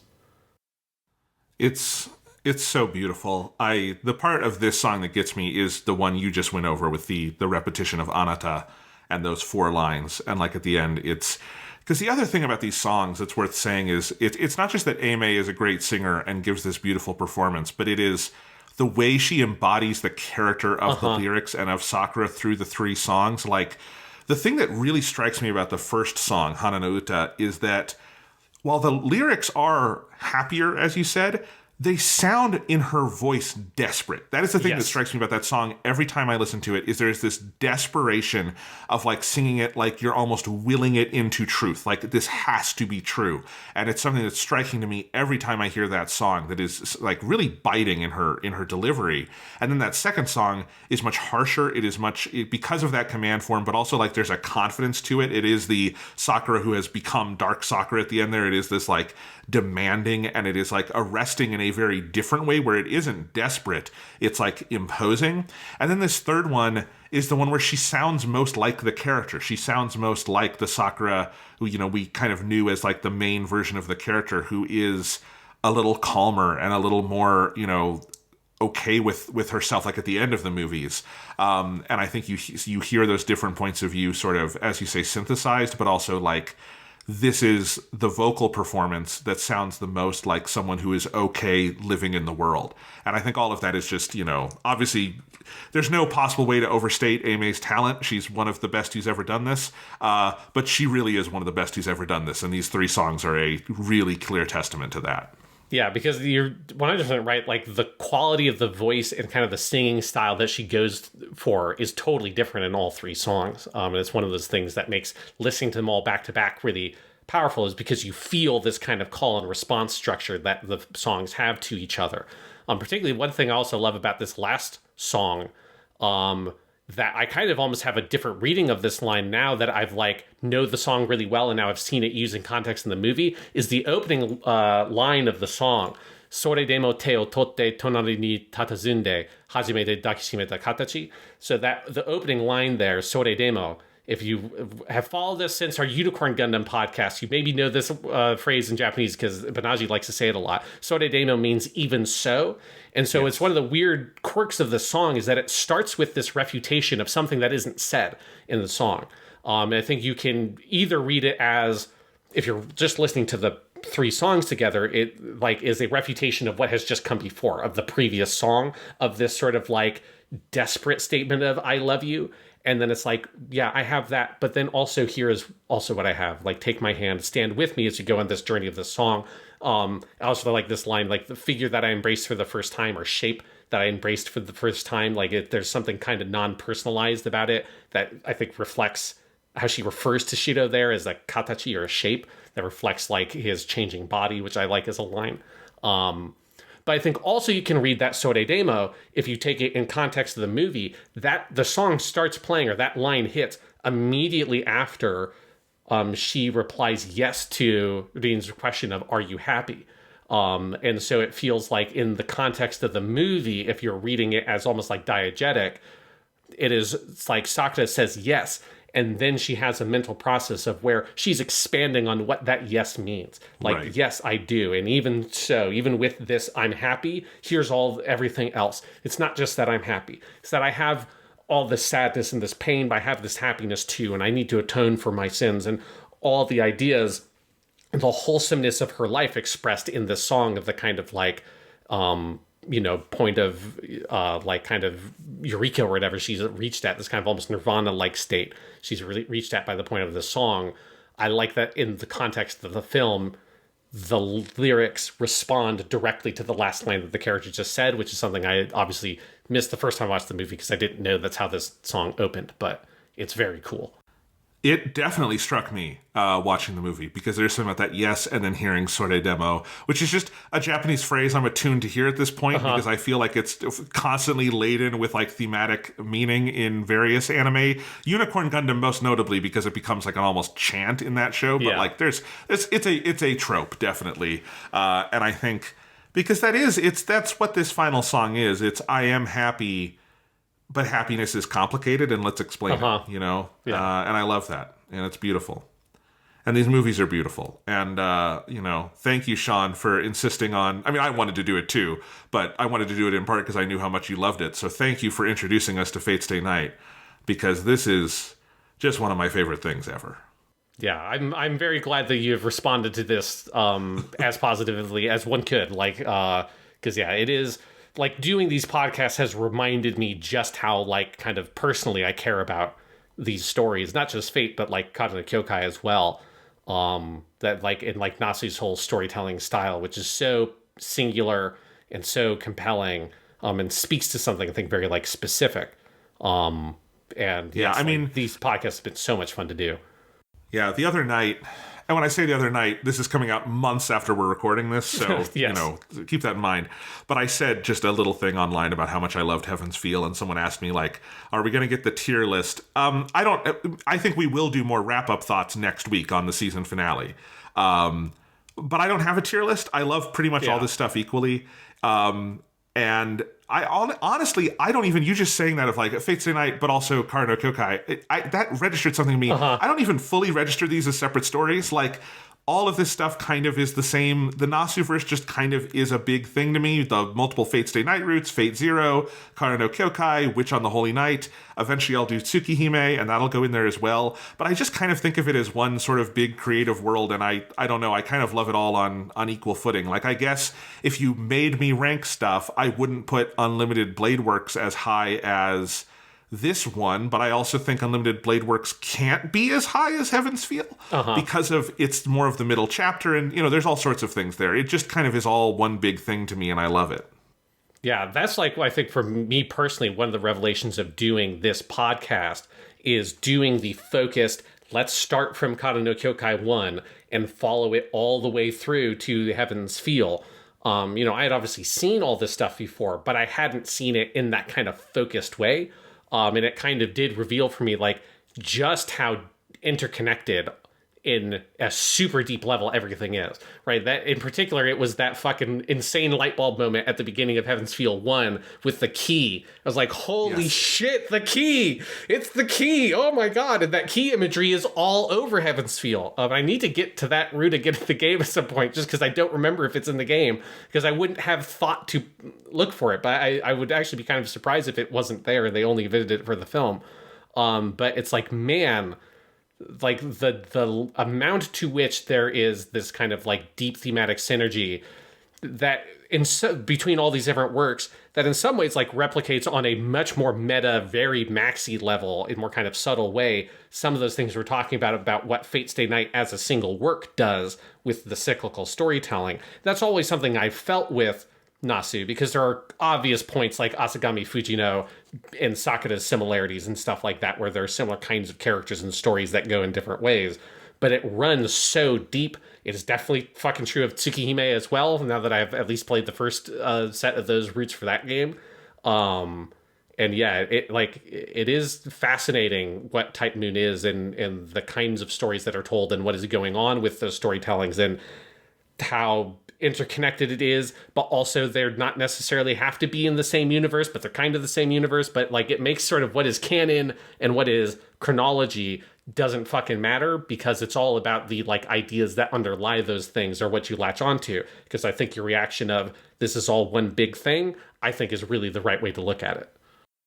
Yeah, and there are some artists who are just like that, where I think the body of, auteur theory is a overused area of film studies, but it is a thing that just in all the arts, obviously we look to individual authors. And I think there are some for whom the study of the complete body of work is the best way to look at it. And those are the authors who I think are in more of the Kinokonasu vein, where like, yes, even if the stories don't have literal plot connections, you just get more out of one story by seeing another story, because you see how the author thinks and how they're kind of circling around this set of ideas, and every time they come back around on it, there's depth that is added to the last time they came around on it, I think David Lynch, for me as a director, is like that. Yes. In terms of other Japanese artists, Yasujiro Ozu is often commented on this. His films have no continuity within themselves, but they're all very similar and come back around on these ideas, and you see evolutions going on. And those are some of the artists I find the most rewarding, is where you go through their work because there is this really powerful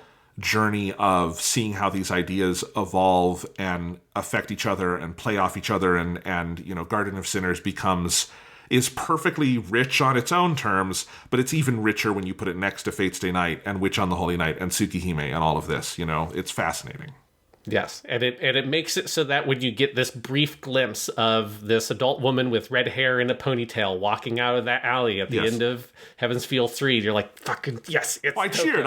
Fist pump in the air. It's I was so happy when you sent me your new habit of you having your screenshots as notes, and the first thing I did when I opened it up was like, did he get the Toko screenshot? Did he see her? Because because if you didn't, we'd have to redo all these podcasts because you would have failed the test. It's like you didn't spot her. Yes. It's like, too bad, we got to do them all again. But it's like... Well, I was so taken in the Heaven's Feel experience, I had completely forgotten that you'd been dropping the hints that, hey, we're going to see Toko one more time. And so when that came in, I was just like, oh my God. And I'm like rewinding, like, I didn't see something, right? Because it's a very brief shot. I'm like, no, that is Toko. That's so great. Yeah, and it's funny because in my memory, I remembered it being a much clearer shot because I just remember it being when I first saw it, like, oh my God, it's fucking Toko. And it's hilarious when you actually look at the screenshot and it's like, no, it's just like from behind, it is a woman wearing a coat with red hair and a ponytail. It's hilarious how easy it is when you have fallen in love with that character as much as anyone who's seen all of Garden of Sinners will have done, that just that is enough to tell you, oh yeah, that's fucking Aozaki Toko right there.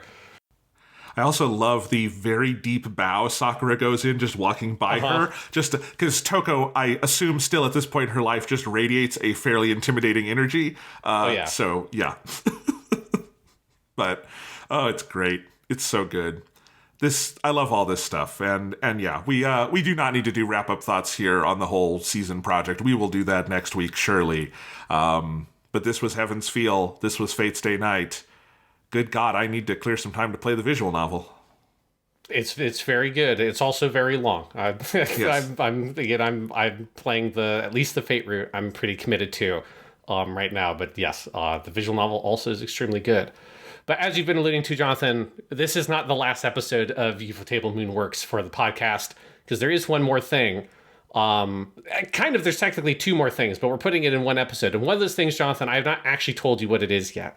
So one thing on the next episode, our kind of bonus final episode, we have actually already recorded this, and we've alluded to it multiple times, but we have done a full conversation on Witch on the Holy Night, Mahoutsukai no Yoru, the visual novel, recently released in English on both the PS4 and the Switch, which obviously we have talked about in little bits and pieces across this whole podcast series, and we ended up playing through the game, and we recorded a podcast on it for listeners of the Weekly Stuff podcast. We did it around the time we did the top 10 games of 2022 because it appeared on our list, even though it maybe technically isn't a game for both of us on that podcast. We decided to record it while it was still very fresh so we could have the best conversation, but it is such a key text to the Nasuverse that we felt this season would kind of be incomplete without it, especially because we wound up invoking it so many times. Yes. And also critically for that, even if you're someone who, maybe you just don't play visual novels or you don't have a PS4 Switch or whatever, you have not played Witch on the Holy Night, we did also talk about in that podcast, we went over what the whole plot was. Because we knew that it's a different kind of thing than these TV shows and this anime. It's a bigger ask than just asking someone to go watch a movie and listen to the podcast. So if you are interested in hearing the discussion and you don't know anything about Mahoutsukai no Yoru, you can totally listen to that podcast, and we go over what the whole plot is at the beginning.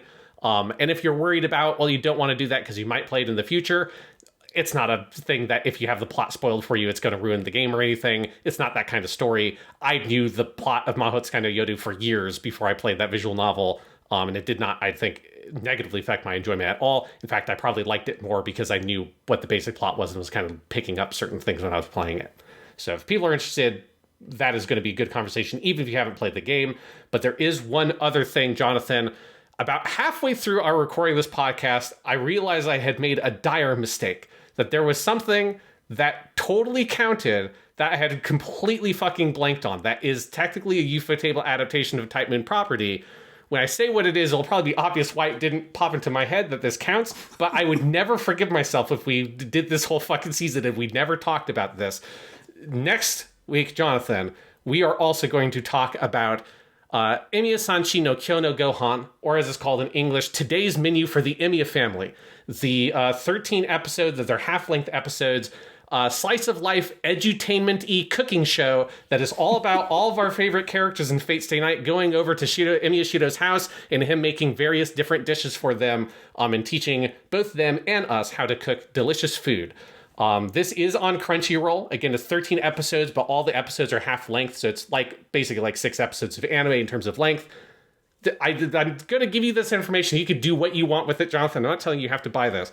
I just want you to be aware that there is also a fucking Nintendo Switch game that was made for today's menu at the Emiya house called Everyday Today's Menu for the Emiya Family, and it was miraculously localized into English, which is I had no idea that they had done, and that came out 2 years ago. So again, I'm not saying you have to play that. I'm just giving you that information if you can do with it what you wish. But we are going to watch this show. I've seen it before. It's really good. I'm very excited. It would feel wrong not to do a bunch of Fate stuff and never address the weird spin-offs that are kind of comedy spin-offs on the edges of this franchise, of which there are quite a few. And I'm very happy that one of them happens to have been animated by Ufotable. So, come to the podcast next time with a full stomach, because, it'll make you too hungry if you watch this show without eating something ahead of time, because we are going to have some delicious food over at Emiya Shirou's house. Japanimation Station.